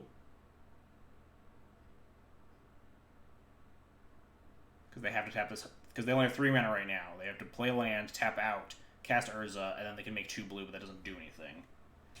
We can, like, take the Thopter Foundry and hope they don't cast Bridge next turn. That seems really ambitious.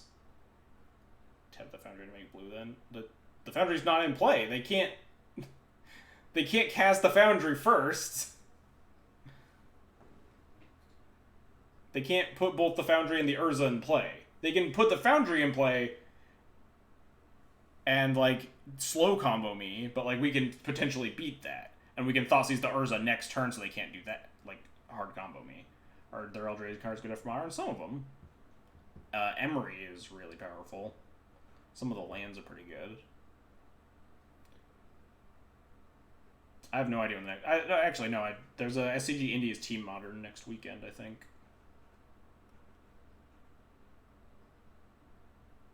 I'm taking this Ensnaring Bridge. Hopefully they, like, cast Urza. That's, like, actually the best for me, I think. And we're still, like, pretty far behind if they cast Urza. But it's, like, the most beatable.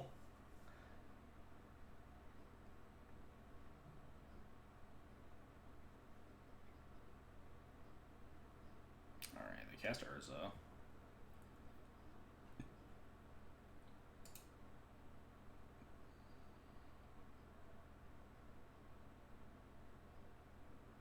Why do they have another card in hand? Didn't they draw this Inventor's Fair? I just Thopter Foundry.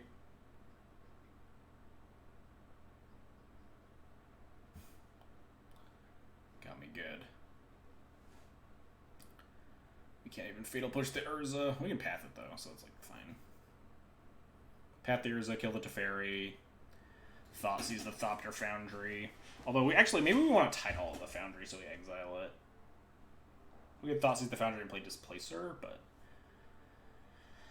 this Oko comes down and doesn't do a lot yet, right? It looks like it can turn a Thought into an Elk, but that's whatever. Fatal Push this Construct out of the way later. Is the Legacy D&T's best matchup Ant? No, not even close. Ant is, some would say unfavored. Cyrus specifically would say unfavored for D&T. I think it's pretty coin flippy, personally. It's like pretty close to 50-50. So Path the Urza. Thought not them, I think, is a fine line. I also like Shred their hand, Scholar, and Thoughtseize them, but Scholar's just softer. Can they beat a Thalia? Yeah, they can if you give them enough time. And also they can just kill you before you play the Thalia sometimes. When you're on the draw and stuff.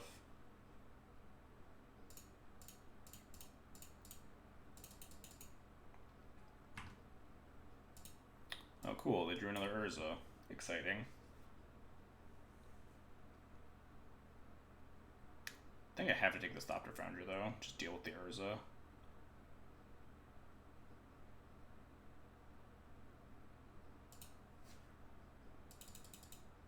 Oh, they drew from the Mishra's Bauble. That was the card I was missing last turn. So they had 2 new cards. Totally blanked. We still might actually... No, they don't have enough mana to Thopter Foundry me yet.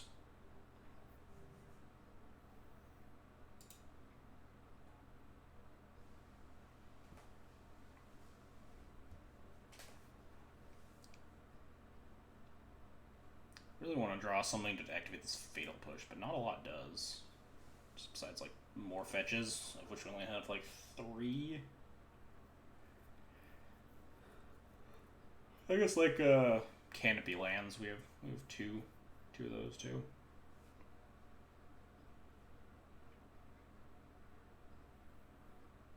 There's Urza number 2. They have a lot of mana.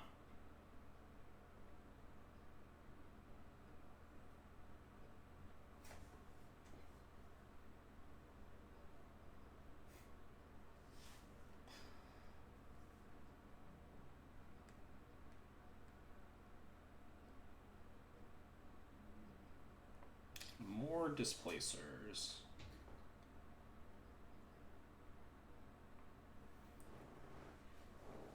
I kind of want to just Thought Seize and Displacer this turn. And next turn we can set up for like blinking my Thought Knot into Fatal Pushing the Urza at least. Let's Thought Seize them. We might need like Tide Hollow, depending on what their last card is.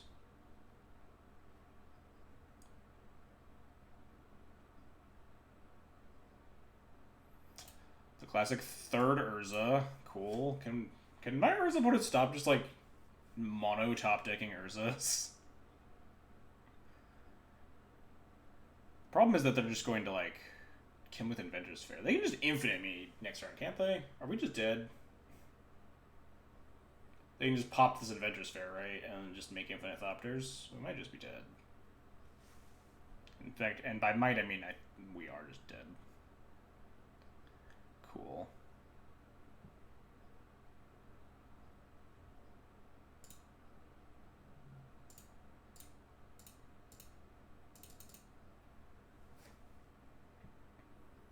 I guess, no, I was supposed to take an Urza and attack here, right? And try to activate my Fatal Push.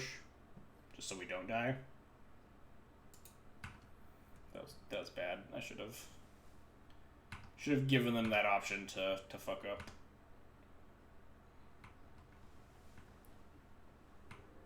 But yeah, now they can just infinite me.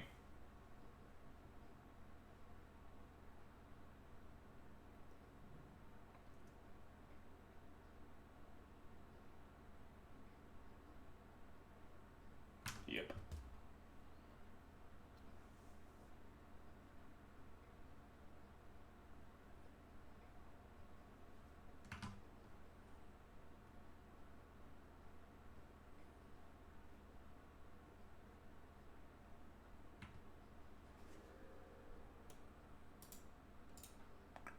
And we are dead.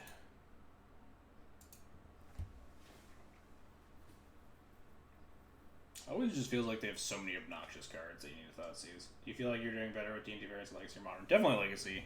D&D is like just a much stronger strategy in Legacy than in Modern. There's a reason I'm playing like this strategy now. When Stoneforge got unbanned, I was like, I don't know, put Stoneforge Mystic in Black-White Eldrazi taxes. Then I was like, wait, if we just like cut all these like finicky Aether Vials and stuff, the deck looks a lot better. The biggest thing about Death and Taxes in Legacy is its mana base, and you just sort of don't have the mana base in Modern, right? Wasteland and Rashad and Port. You utilize Aether Vial in tandem with your lands to you use your lands as spells basically to deny your opponent mana, and you get mana advantage with Aether Vial. Sand's okay. We're gonna take a lot of damage, but I'll keep in before Mountain Goblin Guide you. Don't do it. He's fetching blue land. Alright, finally get a test against these worst decks. Now we're playing against the Paradoxical one. Alright, they found a Bauble, which sucks. I guess we cast Thoughtseize here because we don't want to get turn 2 Urza, right?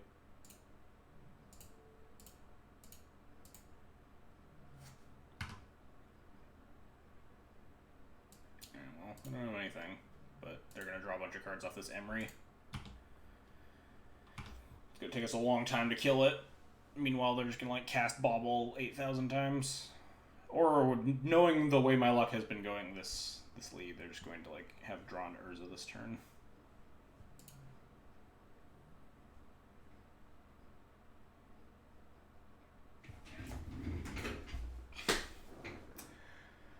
Christ! Fucking Christ. Like, I mean, I said it was gonna happen. It doesn't make me less upset that it happened. Like, my luck has just been really bad today. Like, we Thoughtseize them. Like, we knew that they had nothing. It's like, okay, they have a chance of casting turn 2 Urza. Let's Thoughtseize them, so make sure they don't have it. Take the only card in their hand, and then they immediately top deck the best card in their deck. Like, sure, whatever. That's happened so many times today. Happened the exact same game 1 against the last Urza opponent. It was like, oh, let me top deck, like, actual just ensnaring bridge.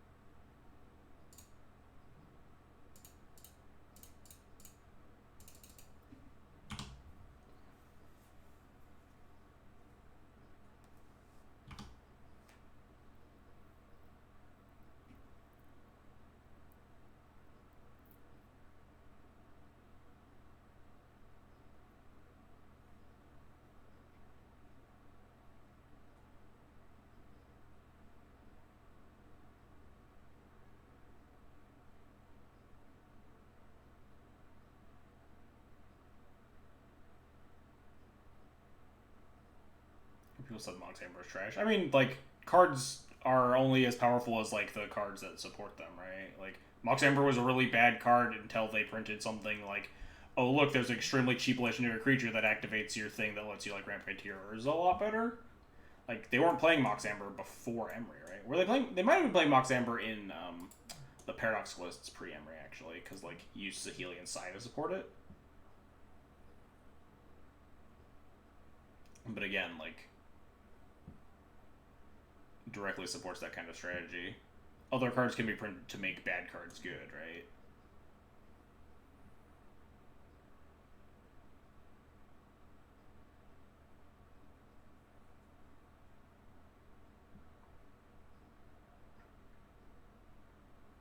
Opponent tanking on how they're going to kill me here. I played turn 1 Emery, turn 2 Urza. How could this possibly go wrong? What's my decision point here?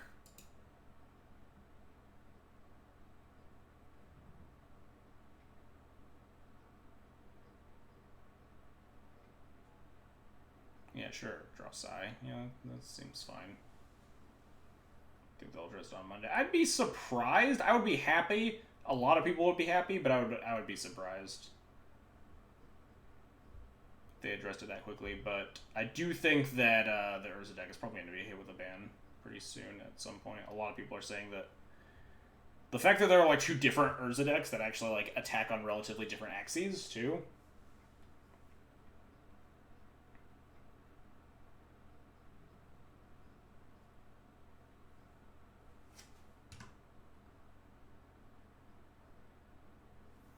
I'm done playing this game. No way they ban Opal. I mean, I think I would see them banning Urza before Opal. Urza's like pretty fucking busted. And Opal is just, but like Opal's also on borrowed time. Like fast mana's like pretty nuts. What makes this deck horrible, but Amulet Titan okay? What makes combo decks fair? It's like a number of things. It's like consistency, interactability, stuff like that. Things you can do to beat them. Like Amulet Titan, you can play cards that say like, okay, this card is extremely good against Amulet Titan, but like the Urza decks have stopped having those cards.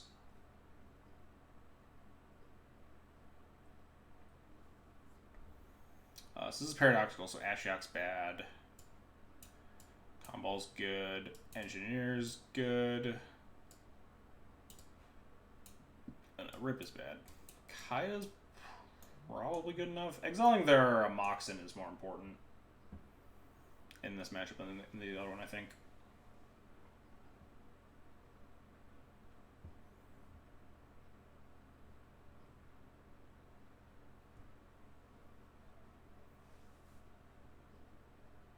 The fact that Sony isn't even 12 knockout is pretty damning. Yeah. And, like, especially against the paradoxical one, like, they can beat Sony, like, pretty easily. I played against this deck yesterday, and what did we do? Just cut the whole Stoneforge package? That looks fine.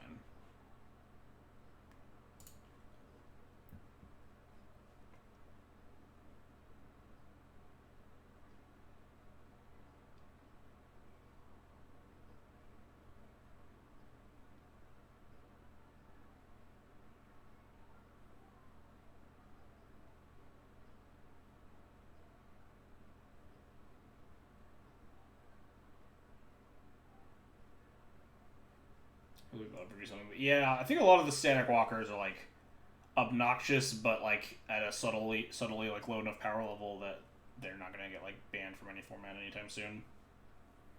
Like everyone was unhappy about Narset and Legacy, but like Narset's like very far from bannable.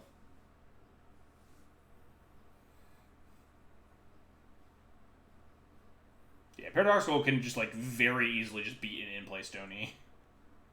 The fact that Urza just like lets you use your artifacts for blue mana and doesn't turn all your artifacts into like blue mana sources, like why was that the design choice? Why didn't it just say like artifacts you control have tap add a blue mana? Why did they give the ability to Urza? It's too very an absolute shit show. I think besides control mana or not particularly. It's a disposable hero. Alright, well we're gonna keep removal spells and Stony Silence and like lose in a horrible landslide.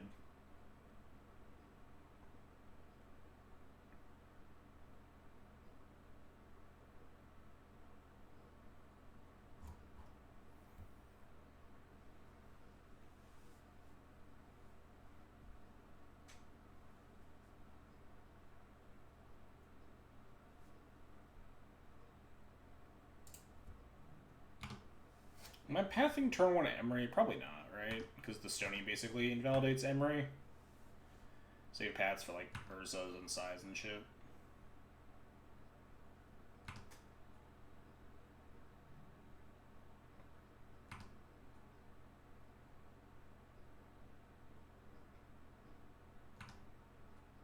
Cool. Oh, they're on the Jeskai Ascendancy version. Cool.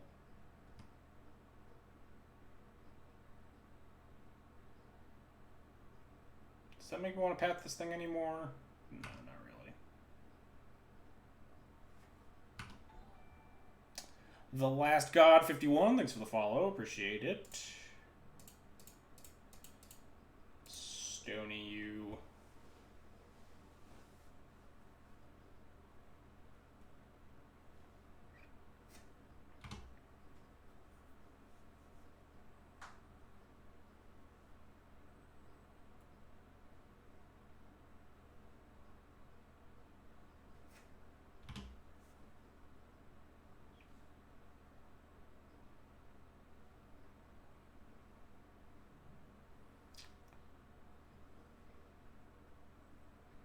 They can cast their Astrolabe, which definitely does give them value, but not like recurrent value. So yeah, I don't think pathing, because I don't want pathing the Emery because like just gives them more mana to cast their other spells when the Stony Silence is also like denying them mana. And now they don't have anything to do with their Emery besides like play Baubles, set up for like them to ferry bouncing my Stony Silence or something. I think I'd rather play something like Displacer.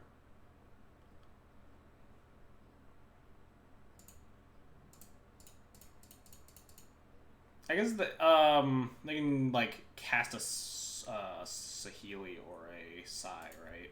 And the Emery can still do something then.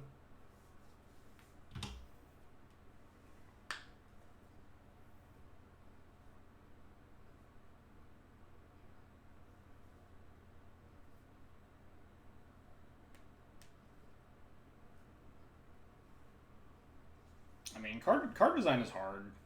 Like, I think I was talking about this on Monday too. I think I don't think this should be a deterrent from them printing a Modern Horizons 2.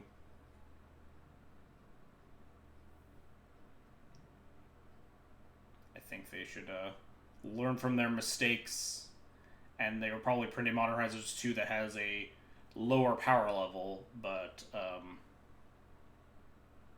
conceptually I think it was a good idea still.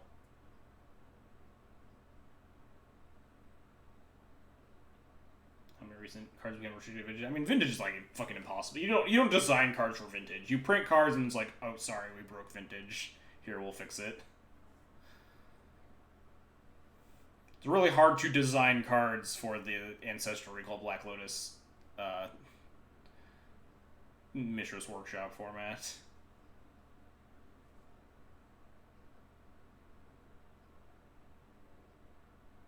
Opponent, we're in your end step. There we go.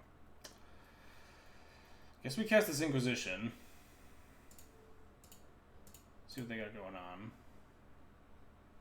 Probably just like Urzas and stuff, right? They have 3 mana, so this Inquisition probably just doesn't hit, but... Path their own Emery. Nice. I dig it.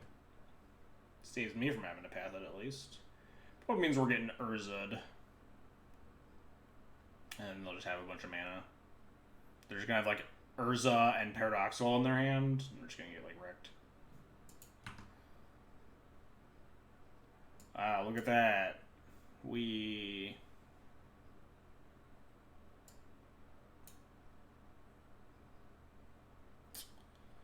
So they're gonna draw 1, 2, 3, 4, 5, like 6 cards. That's pretty good. It's a lot of cards you got there, opponent. Kinda wanna take the Opal just so they draw 1 less card. But like this Ascendancy's taking the Opal so they draw 1 less card, honestly. Like, if Stoney turned off Urza, this would just be so much more easy to manage. We just clear the Urza afterwards.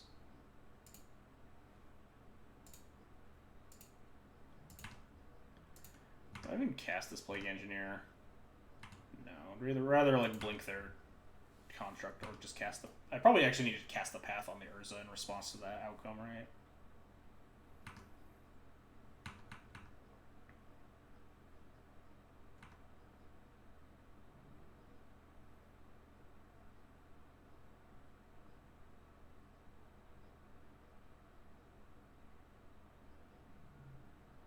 I mean, for us, our Reflector Mage hardly were, like, design mistakes, right? They unbanned Ferocidon, too. Like, I think bans of Standard are fine. Like, those are, like, pretty reasonable cards. Felidar was definitely like, oh, whoops. It was, like, literally in the same block.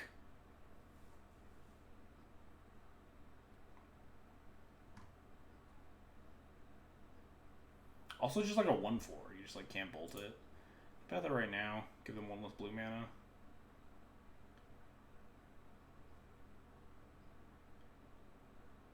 Wait, does this? Oh, they can bounce their Urza. Yeah, don't path it right now.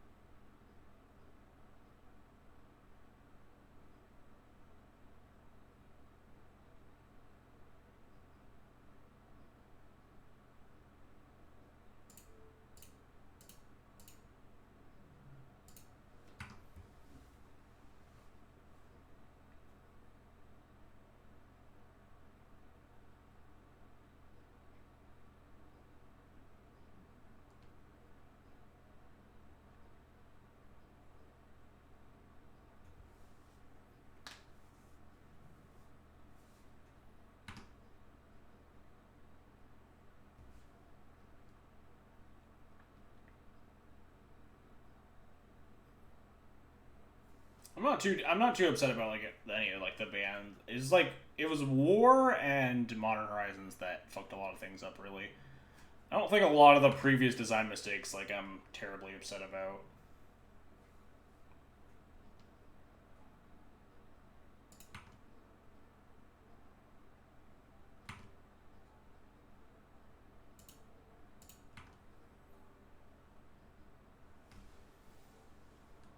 Alright, well, they casual draw 5.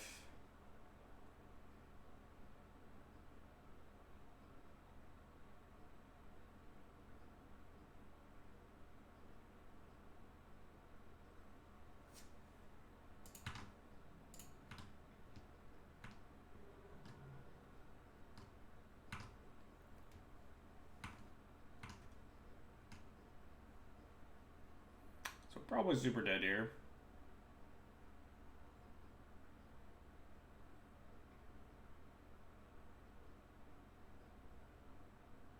It's fine.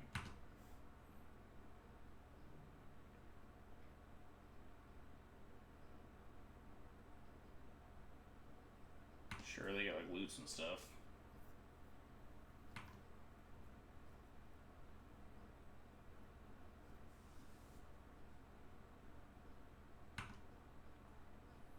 I wonder if we have enough paths. We need like one removal spell to kill all the Urzos, right? And then they can't like do anything. Can't do anything. They boarded in like. They'll eventually find Teferi, right? Bounce my Sony and just murder me. In one turn.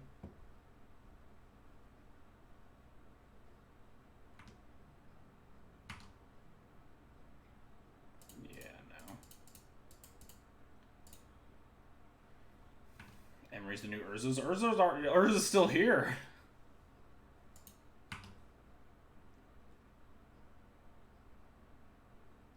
Alright, well, Field of Ruin doesn't do anything. We're running a Plague Engineer on Thopter. We can blink it over to, like, the other thing if they play a Saheeli. Servo? I just want to get more pressure into play.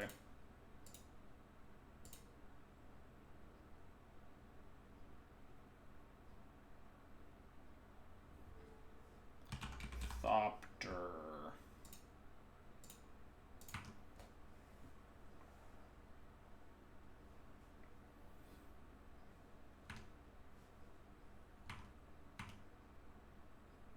Ascendancy works without any for yeah. I mean, like Emery plus Ascendancy, like Ascendancy already had combos previously. I think Emery Ascendancy is a much more beatable deck without Urza in it. Yeah, so they can like make a bunch of servos here, but we can blink the engineer back over to servo instead of Thopter. The engineer name was a shot in the dark. Maybe I should have named servo because we like path a Psy, but I don't think I wanted to even path a Psy. I think I just want to hold on to all these paths for Urzas.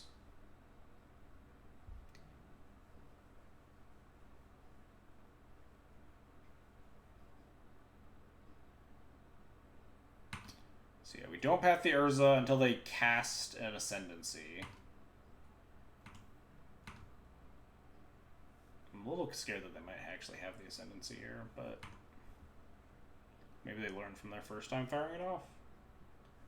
They did move to discard though, in the end step. I think I'm fine with that. Especially since we have another path to clear it. They didn't even make any servos that turn.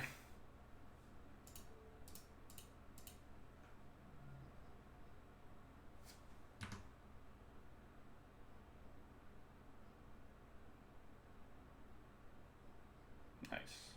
That actually worked.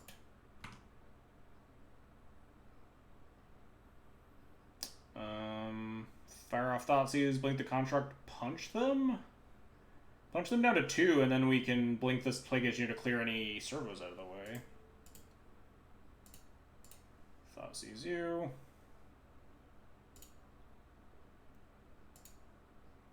Wow, they didn't fire off that outcome? I think I take the outcome here over the Urza, right? We'll still have a path up for the Urza anyway. Ceremonious Rejection.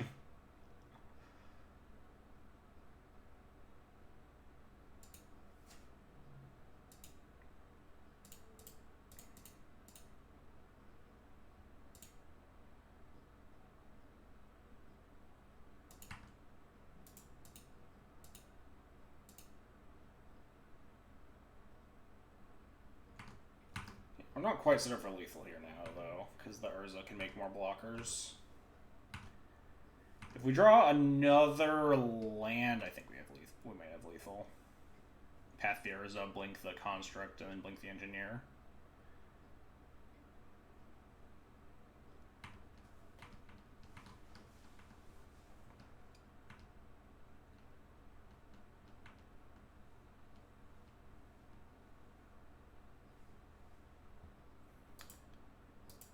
I'm just gonna always yield to all these.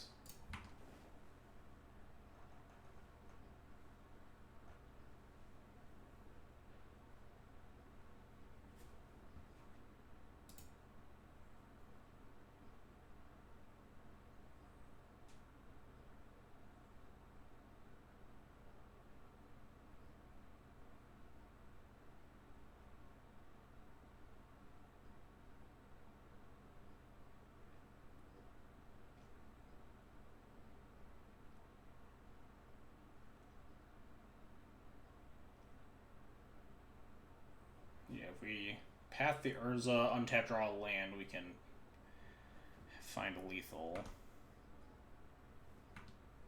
They are going to see a lot of cards this turn. This Ascendancy. Maybe I was supposed to be. Maybe I was supposed to not be stupid and take the Ascendancy over the Opal. Down them one card draw, but just Ascendancy gives them like 900 loots.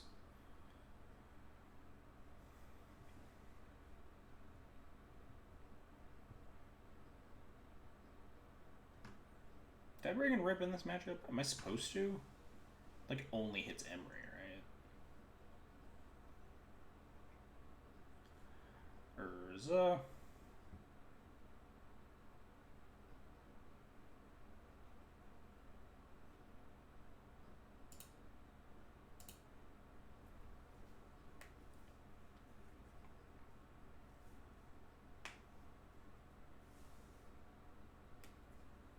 Yep.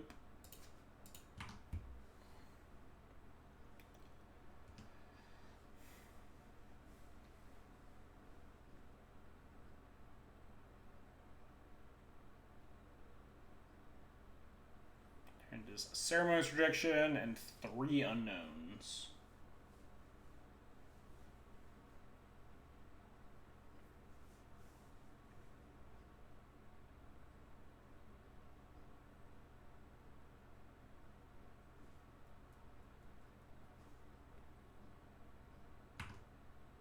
They're just gonna like punch me for 10 here.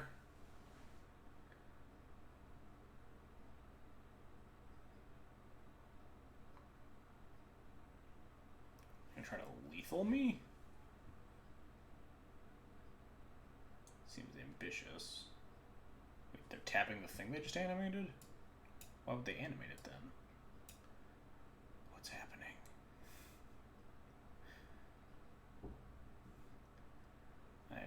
I'm deeply concerned. I was supposed to like pat this Urza now before that loot resolves. It's too late, but probably was, right? Were they trying to attack or something? Well, they can't attack. None of these things attack. Yeah, the problem is I'm already auto F6ing through all of these. Turn off auto yields. Oh, they're making mana because the Ascendancy just makes them 8 jillion mana. Yeah, I do need to pat this Urza. I wasn't thinking about that.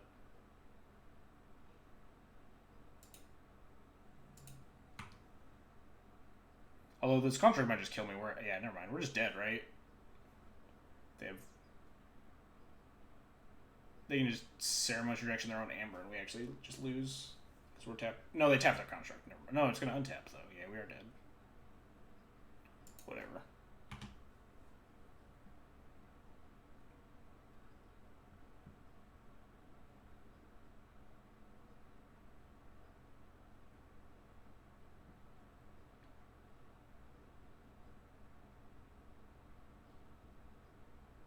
Yeah, we're supposed to pet the construct there, but they're still gonna, like...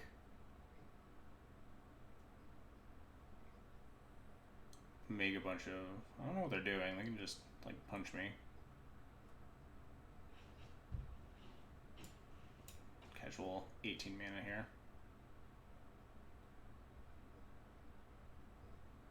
Ah, Paradoxical. I think they're almost infinite. Yeah, now they're definitely just... like, draw their deck. We in fact are super dead.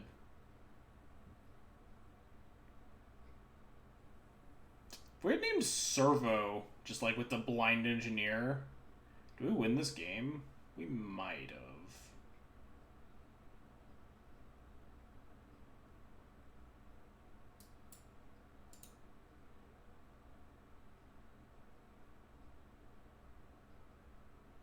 Probably win if names are right. That kind of sucks.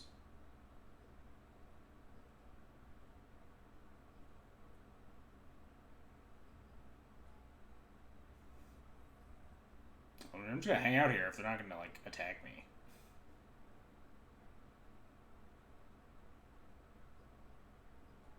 Yeah, pathing the construct doesn't like pathing the construct beats not having paradoxical, right? But if they have paradoxical, it doesn't matter because they can like pick up their Zealy and make another construct anyway. Great hit card, yeah. Like I was talking about, like Sony is just like so piss poor against these Urza decks because like Urza just doesn't care about Stony Silence. I mean, Sony did do stuff this game. Okay, they found Lethal. Good work. Sony definitely like delayed a lot of their like busted shit for like definitely give us time, but it's not like playing against KCI or playing against Affinity, where you're just like, okay, this Stony is extremely good, and if they don't answer it, like my odds of winning go up a lot. Stony is a stopgap. It's like, okay, I need to play this Stony to buy me time to do these other things to try to win. Yeah, no, that was game 2. The match was over.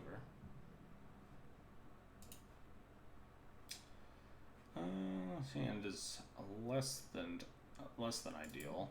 If I had a temple, I might keep this. I like this hand a fair bit more.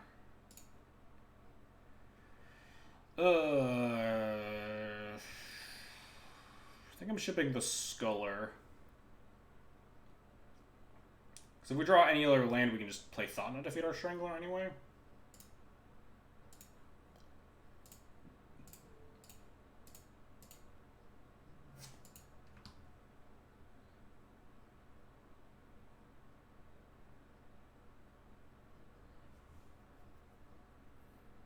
Yeah. We need a Stony that also hit. We need, like, Curse Totem. Wait, no. Is Curse Totem? Is that the creature Stony Silence? Wow. Aggressive. Alright. You got it. There's more where that one came from. Pitching Time Warp. Alright, well, this is a way to go out. Wait. This is not what I expected when they pitched Time Warp.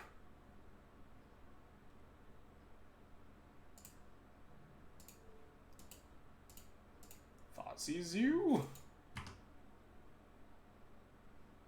That was such an aggressive force negation. What on earth is this deck? Soul Herder or turn. Yeah, I guess. But like, there's this Teferi here too. I'm very confused. Soul Herder plays like just like Teferi and Time Warp. Do they like Time Warp to like infinite you with Eternal Witness or something? I'm between taking, like, a lot of these. I could, like, get greedy and take, like, the Oracle or something. But then they play that Quaddle. Could take this Ephemerate and then try to Thought Knot them and then just, like, strangle the Coiling Oracle later. That was such an aggressive force of negation. Christ.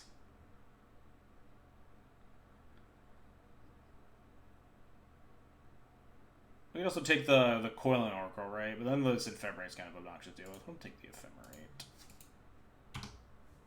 Probably end up, like, Thought Knotting this Teferi. Hopefully. So when we draw a land...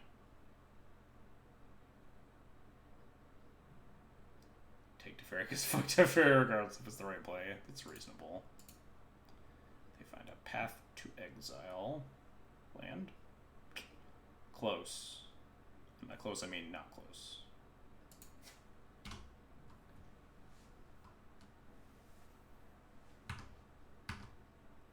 This hand's gonna be really good when we find our third land drop opponent. Gonna give you the business. I don't think I wanted to like just strangle this Coiling Oracle that turn. Maybe I did. So there's like Flash and Ice Fang here. Oh, never mind, we're good. Thought Knot, get path, whatever. I just like don't care about this Coiling Oracle, I don't think, which is why I didn't Strangler it. I like better things to kill with my removal spells. Maybe that's wrong. Let's get a Swamp.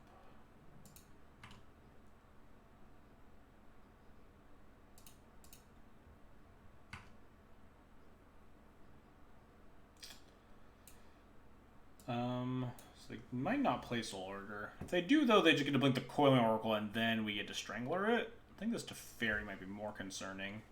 And if they... Although... I have another path. Path my other Thought Knot here. Don't want them to draw a card. We could just take the Soul Hoarder and take the Teferi, right? We could take the Soul Hoarder next turn, thought not the Teferi.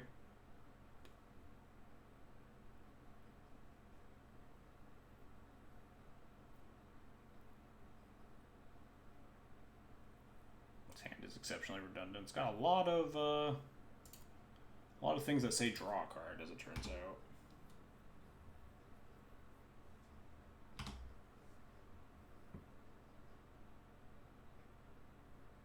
Sorcery. Oh, no, Coiling Oracle. Thought they were going to Sorcery Suite a Coatl to hit a land drop.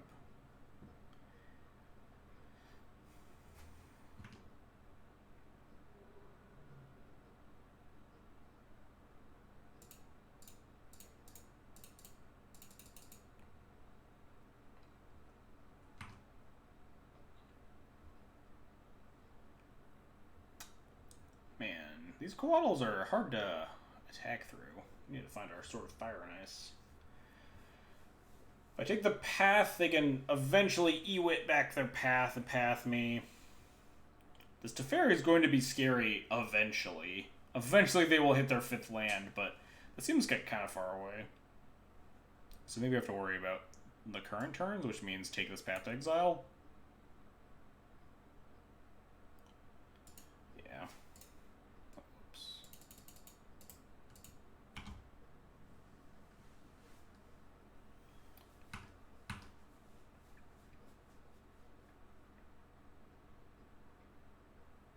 Yeah, Sorcerer Speed the Coatl. Try to hit a land drop. They don't. Oh, it doesn't have Death Touch. That's good for me. I don't even have to Fatal Push it. I was going to, too.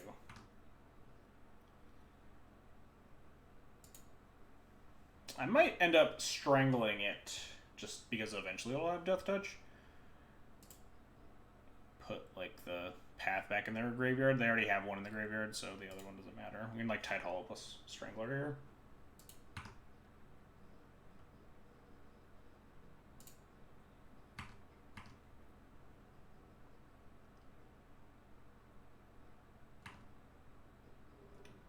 feel like the only reason we're in this game is because the opponent sucks at drawing lands. I mean, but if they drew more lands, we'd just have less threats to deal with, right? So that's not necessarily true. Like, the reason they're glutted on threats is because they can't hit a land drop. Jace the Mind Sculptor. 2 Eternal Witnesses. Man. They have a lot of scary Magic cards. The greedy play just, like, take this Coatl and strangle this other Coatl. Just, like, hope they never draw their 3rd land. This Eternal Witnesses.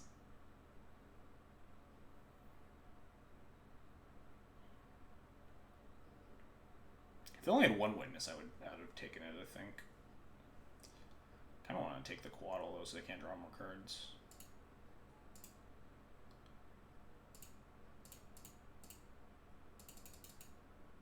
Take the only castable. That's kind of the plan. If they miss another land drop, I think they might just, like, be too slow at that point. They might just be dead.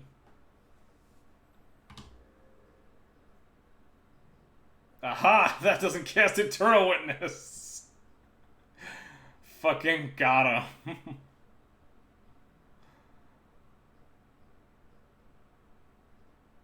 Shouldn't you have taken the Coatl and Scholar? Yes. But instead I was bad.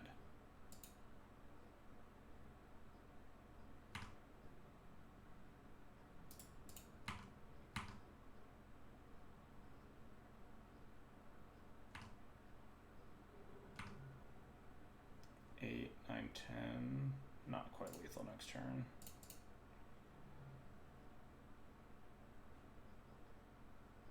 We're running a little bit low on life here.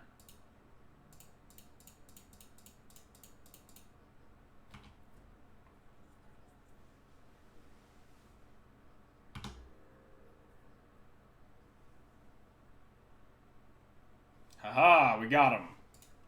Easy game, easy life. These cards seem pretty good. Do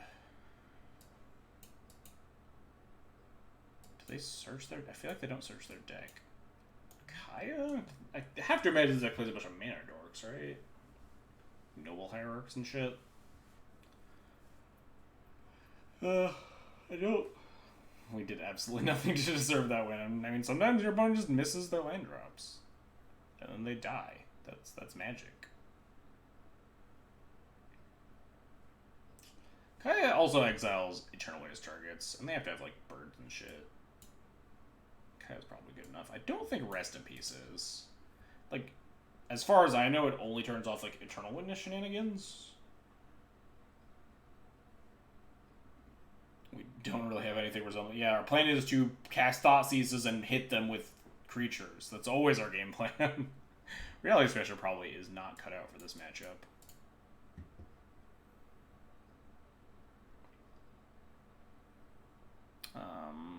Does Light and Shadow do anything? Like, I don't think the protections are super relevant. Path's a little awkward against everything except Sword, or that's probably still good enough, right? Probably has some scary shit. Maybe not. Maybe Path is bad. They felt like a creature deck, but I guess all their creatures just said draw a card, which would make Path pretty bad.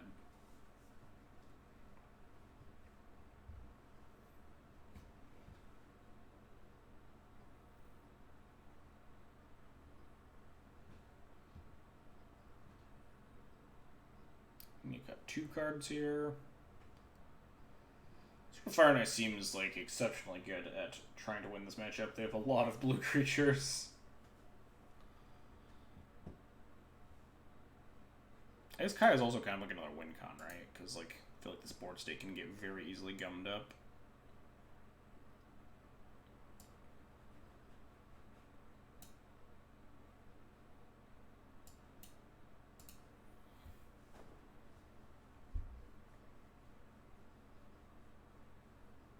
I guess they just have like a bunch of flyers, but if they're attacking down on a Kaya, then they might be taking pock shots. This hand might actually be good enough. Fatal Push, Stoneforge Mystic, Gear Hulk, eventually uncastable Kaya, because technically castable on turn 3 Kaya.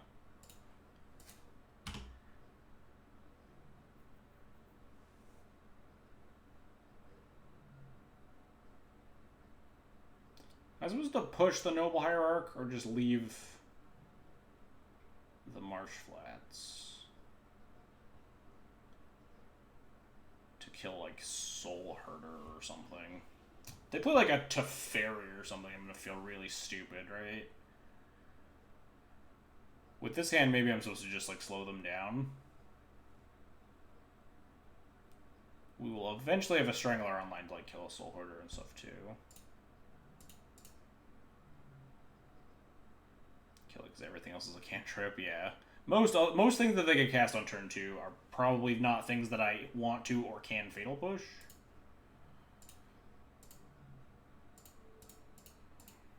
Pow. Or did they just like miss their land drop here and just died? Repeat of game 1. Yeah, looks like they were doing some coiling.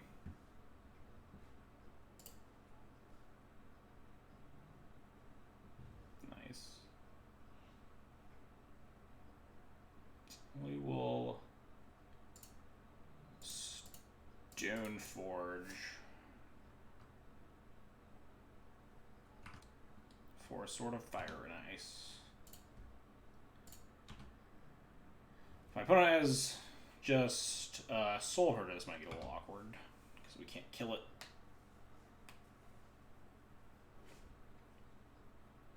But this Cataclysmic Gear Hulk might just like be in a 1 million for 1 at some point during this game. So that might be part of my game plan. Doing some more coiling. Remand. Interesting choice.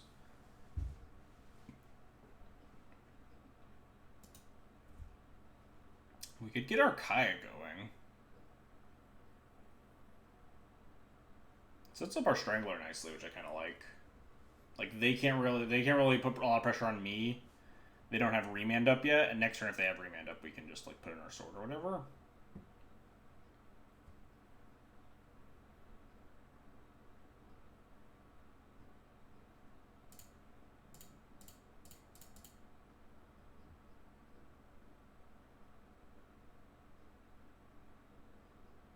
Force of Negation this?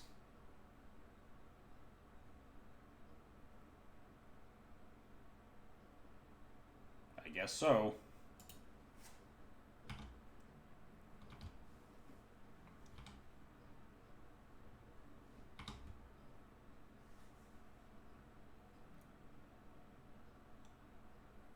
Alright, well now we just thought not to hear them. This arena, this is where they put it. Be highlighting Kaya to read it. I mean, my opponent is also casting some questionable cards. Like, can this deck ever beat Urza? Like, my deck can't, obviously. But, like, can Coiling Oracle deck beat Urza?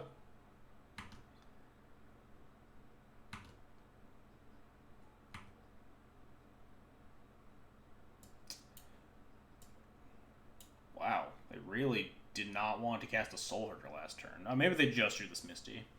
That's gotta be it, right? Can't kill both Soul Herders. We can kill one, though. Especially with this sort of Fire and Ice next turn, we can just, like, pop one. They'd, like, draw a million more cards, which kind of sucks, but also this Winds of Abandon sucks for me, right? Take one. We could, I guess, we could just take a Soul Herder, and then we can answer the other one with either the Sword or the Strangler, depending on what they do. Might actually be better. Like, we don't really care if they wins my thought not. If they, like, try to set up to overload it, we gotta watch out for that. But if we get to that, we have Tidal Scholar. I think still doesn't have Death Touch, right? It's 3? Yeah. And they can't fetch a Plains. It's kind of funny.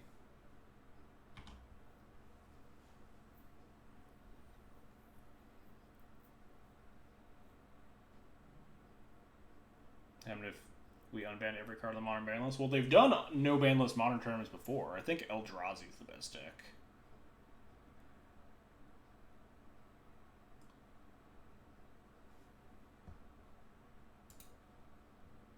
Like Eldrazi, Miracles, dumb combo decks, anything that can play a Skull Clamp.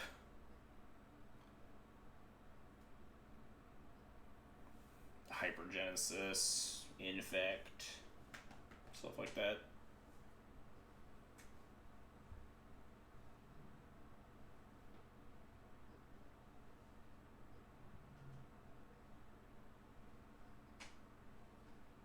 So are we doing some soul herding?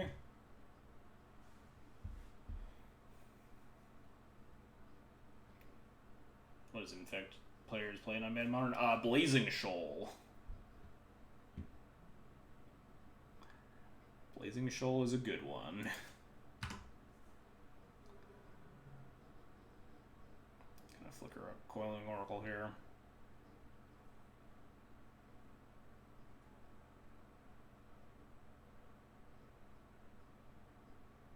Hit an Eternal Witness, sure.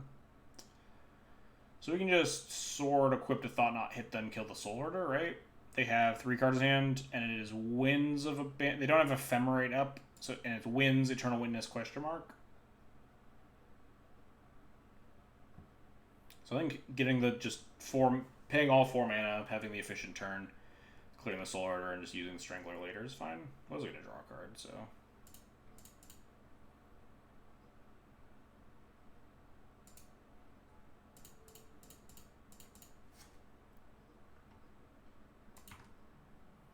Probably going to Winds my Thought Knot next turn, but that's life.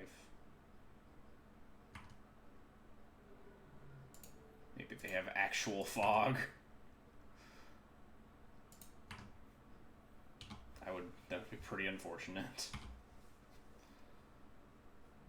Oh, if they Winds my Thought Knot, we can just Gear Hulk, keep like Sword Gear Hulk. Just fuck them up. Although they can like Winds, they can like E-Whip back their wins, so it's probably not great. But at some point, we're going to cast this Gear Hulk, and it's going to be great. We're going to get him. I'm going to put this Gear Hulk on the stack once this goddamn league. This Gear Hulk seems sweet.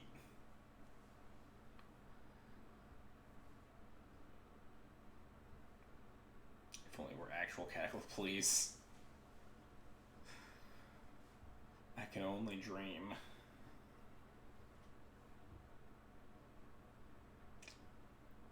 One's getting close to overloading their wins, for whatever that's worth. But we do have this Inquisition, so if they don't cast it this turn, it's not going to turn out well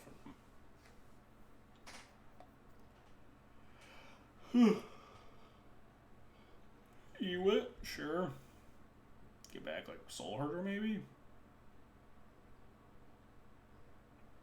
Get back a land, super greedy with this force. Or not force. Wins. Yeah, Soul Herder's fine.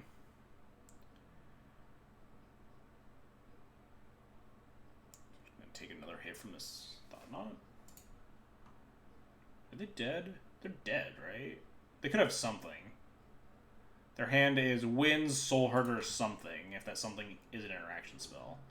But we can just strangle this Ewit and attack them for lethal right now. Well, now we can Inquisition them to see if there's anything, and then try to lethal them, right? 6, 7, 8, 9. They're at 9. If they don't have, like, a Path or a Coatl in hand, they're just dead.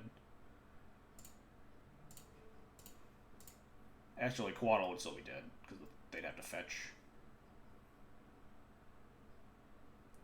Could tie to all of us strangle you, that's also true.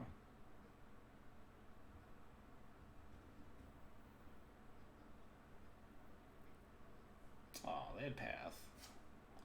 Unfortunate.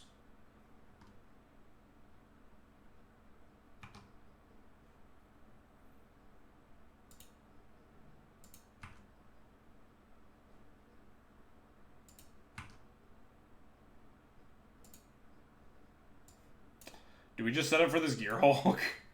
Do we just take the wins, leave them with the Soul Herder, let them draw their card? I guess we could just take the Soul Herder and then Tidal all the wins, right? And just, like, still not Gearhulk them because we don't need to. And then we could equip the sword and attack them. Which would I rather have under the Sculler, the wins or the Soul Herder? Probably the Soul Herder, right? Because we're set up to be able to beat a Soul Herder if they get it back. Because we have Gearhulk. But Winds of Advantage is, like, kind of obnoxious. So we'll put the Winds in the graveyard forever. Or not forever, but...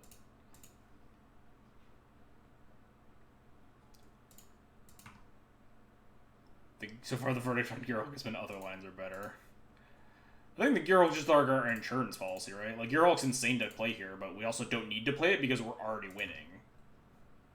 Like, we're already winning on different axes. If we were behind, this Gearhulk is a get-out-of-jail-free card.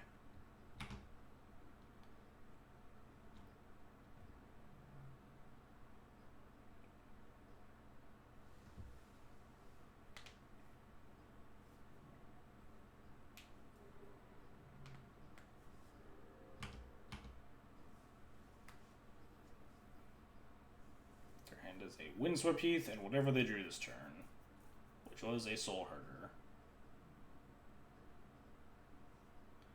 Not a bad draw.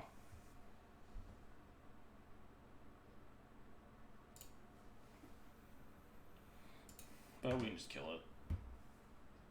We can kill it like multiple ways right now. See what they draw, because they'll flicker a Coiling Oracle. Oh, they're flicking the Coatl because they don't need lands. So they want to keep their card a secret at least. That makes sense. I think we're just going to attack with Stoneforge here. See if they have anything.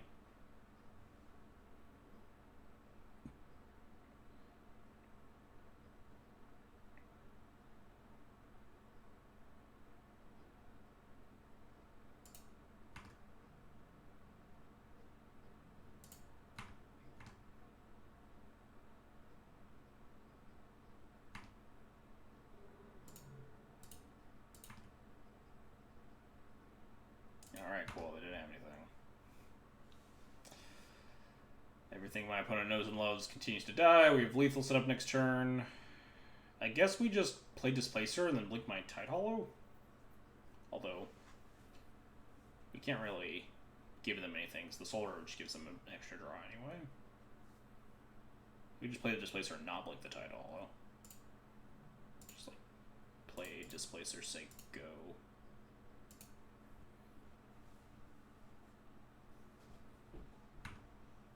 Protects the Tidehollow from removal, so they can't, like, remove it and get back their Soul Herder and then play the Soul Herder or something.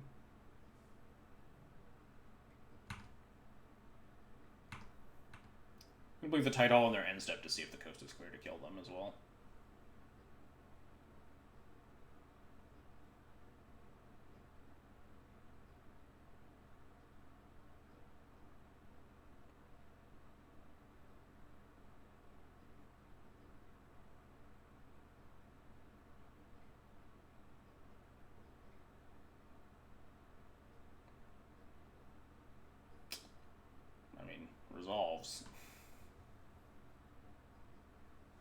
5-mana Explore.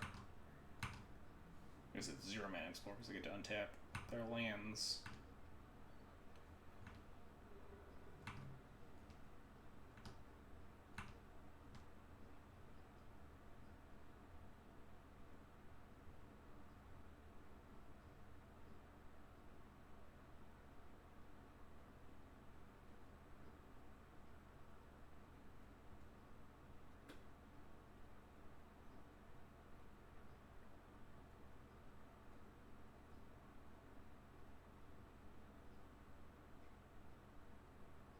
You got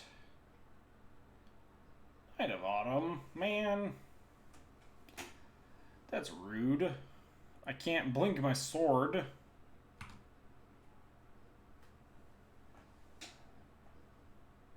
It's gonna work so much harder to kill them now.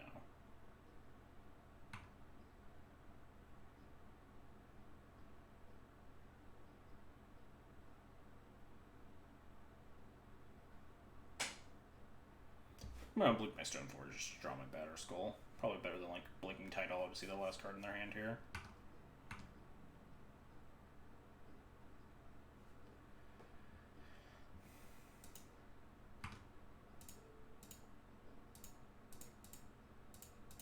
We can start also blinking our Strangler and stuff to slowly eat up their board.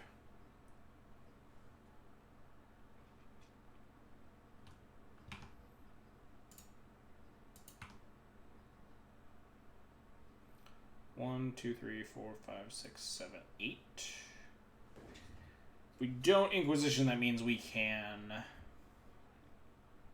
put in the Batter Skull this turn. So I think we're gonna just Strangler, blink, Batter Skull.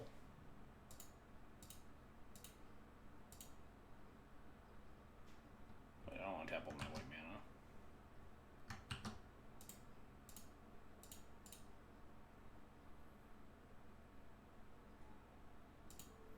Strangle the Quaddle. Using the Soul Herder.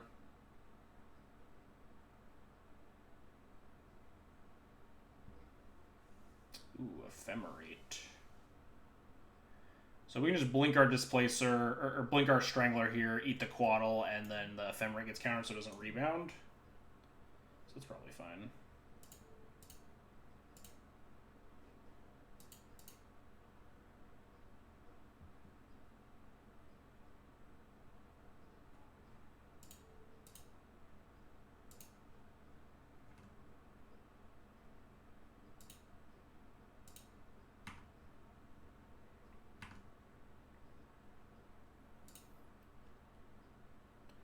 I should fetch now, so I can't like kill my Stoneforge in response.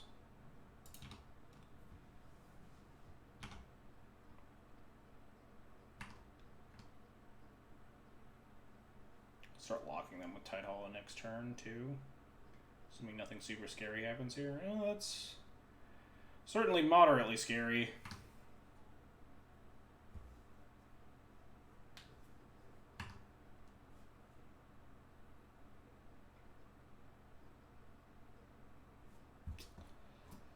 Fluffy Wolf 2, thanks for the raid.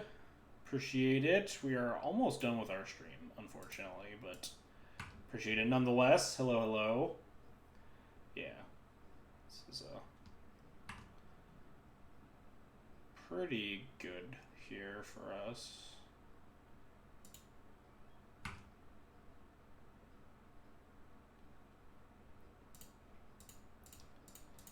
Let's make our Batter Skull. Can we kill them? We might be able to... No, we can't quite kill them. Wait, maybe, because I didn't think about this Batter Skull. Hang on.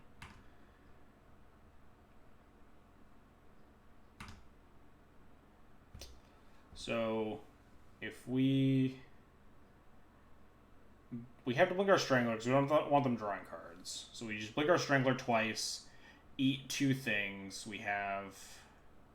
They have 2 blockers, block, block, go to 1. But drew a land. It's lethal. 1, 2, 3, 4, 5, 6, 7. Oh yeah, that's true. Because we blink down the Hierarch. There are only 2 cards exiled, but we could blink down the Hierarch and double blink Strangler for lethal.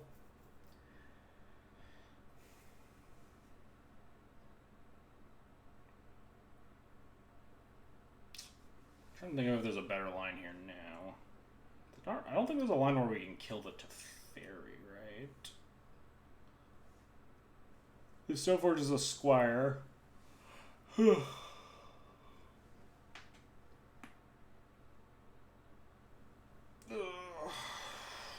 Maybe we just attack with, like, the Germ and, like, the Displacer or something and pass the turn. Because if they double block, we can just blink our Strangler, eat 1, kill the other for free. I think we're still in a pretty demanding, or pretty commanding board position here, so I think we're fine.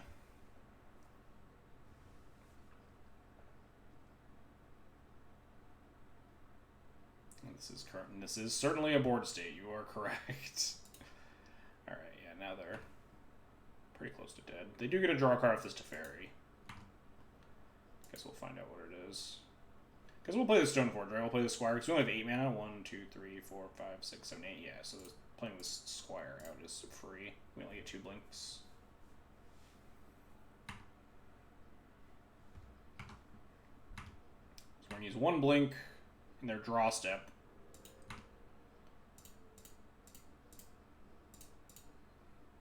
To Tide Hollow them.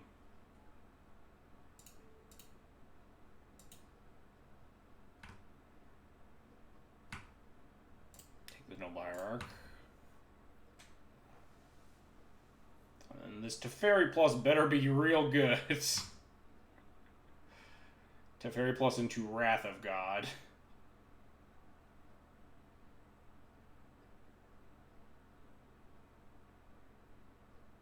I guess they could find like a second Winds of Abandon. It's like actually Wrath of God. Alright, yeah, that doesn't do it now. It's fine.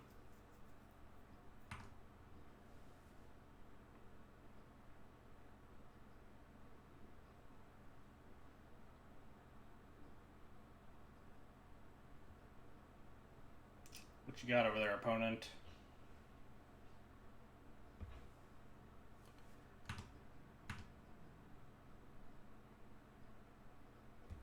Is there a world where I get punished by blinking the Scholar in my end step?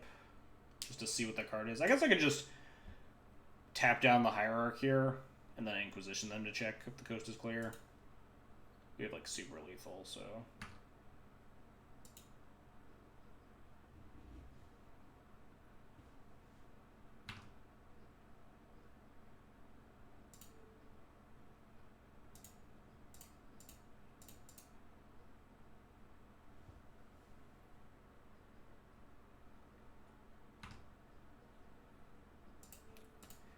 Inquisition you. What was your draw? Are you dead? Veil of Summer. No! What if they drew Settle the Wreckage?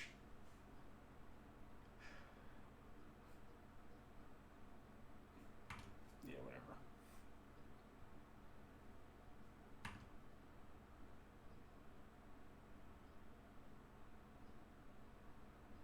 Just attack all. Hope they didn't draw Settle the Wreckage and just get me. No respect. Yeah, I'm definitely not respecting Settle the Wreckage here. Fuck that. Get you! If they Settle the Wreckage me, I will concede the entire match. That's not true. It would be extremely funny, though. Alright, cool, they died. We did it! Alright, as it turns out, my suspicions were correct. Our Urza matchup is horrendous. Got the pity chest, died to Urza twice, beat everything else pretty easily. Don't really know if there's anything to do about the Urza matchup, or if my plan is just, like, not play it. Get lucky, people and paper players are just, like, phenomenally worse, etc., etc. That's probably a more reasonable plan than like try to tweak my sideboard into something that's actually like good against Urza, right? I think this deck is like very rock solid against the rest of the format. Tron's probably your worst matchup after that, right? Nobody can afford Wars in real life. You're good. Yeah, and like Emery will be out for like a day. No one's gonna have Emery to put in their Urza deck. It'll be fine, and I just don't have to play Modern anymore after that. 3 and Urza, yeah, exactly. X and Urza. Yeah, my plan is to go up and beat up people because it's moon based, but I don't know. So we never actually put the Gear Hulk on the stack, although we did. The Gear Hulk was the only way we beat the. I guess not the only way we beat the warship. I think we were just going to mill them, but the Gear Hulk was good in both of those matchups against Green White Eldrazi and there against like the Bant Soul Order deck, but we still just never needed it. It was good. It was much better than a Disenchant would have been in this league. I think the Singleton Disenchant is just like way too like mopey and narrow and not actually good against any decks. Yeah, we're gonna play against Urza around 1, 2, and 3, and just I'm gonna drop and leave, but that'll be fine. It'll be fine. Hey, the cat's here. To sign off. Come up here, kitty. Come on. You were around for the beginning of the stream, but then you left. Come here.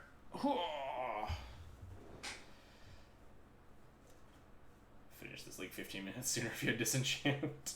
That's true. Could have just blown up the warship.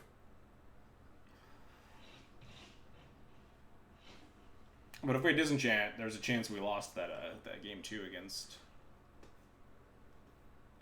the Solar deck. I like the Gear Hulk. I like that it's a really good like creature thing where they just like flood the board, stuff like humans or the Bant Soul Herder deck and all that nonsense.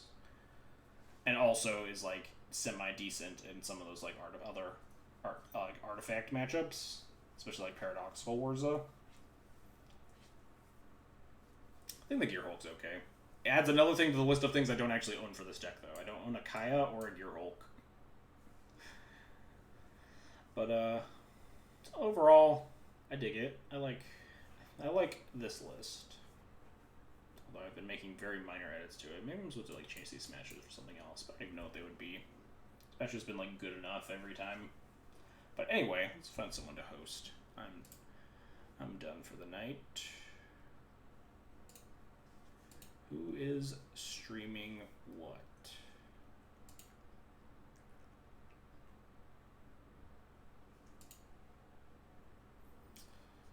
Oh shit. Moonbase is streaming Legacy. Fuck yeah. Oh wait, no, they're offline. They were streaming Legacy. Looks like MTG Streams is a little out of date with its register idle on the variable Dunk on Warza. Is that the case? Is Burn like have like an obscene Warza matchup? I can't imagine your Warza matchup is great, right? Because like Thopter Sword, Paradoxical matchup's probably a lot better though, because that deck can't really beat an Eidolon Level very well. I have no idea how good your Warza matchup is, Burn. Ah, gross. She's all drooly. You drooly little goblin. Find someone to actually host. Man, no one's online that I want to host. Does anyone have any suggestions on hosts?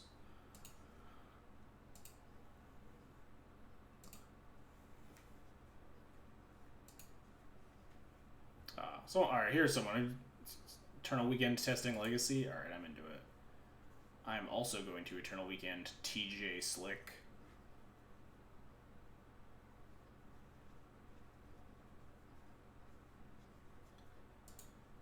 Wars not overwhelming, so 4 smashes with Jed post board. That makes some sense.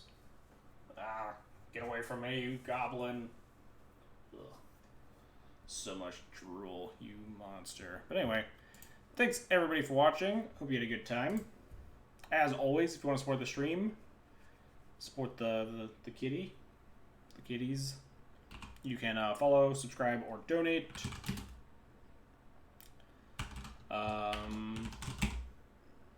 Hosting person over here. Anyway, catch you guys all on Friday for my last stream before the 10K. Afterwards, I'll be back, tell everybody how it went, and we'll be playing a bunch of Legacy to get prepped for Eternal Weekend.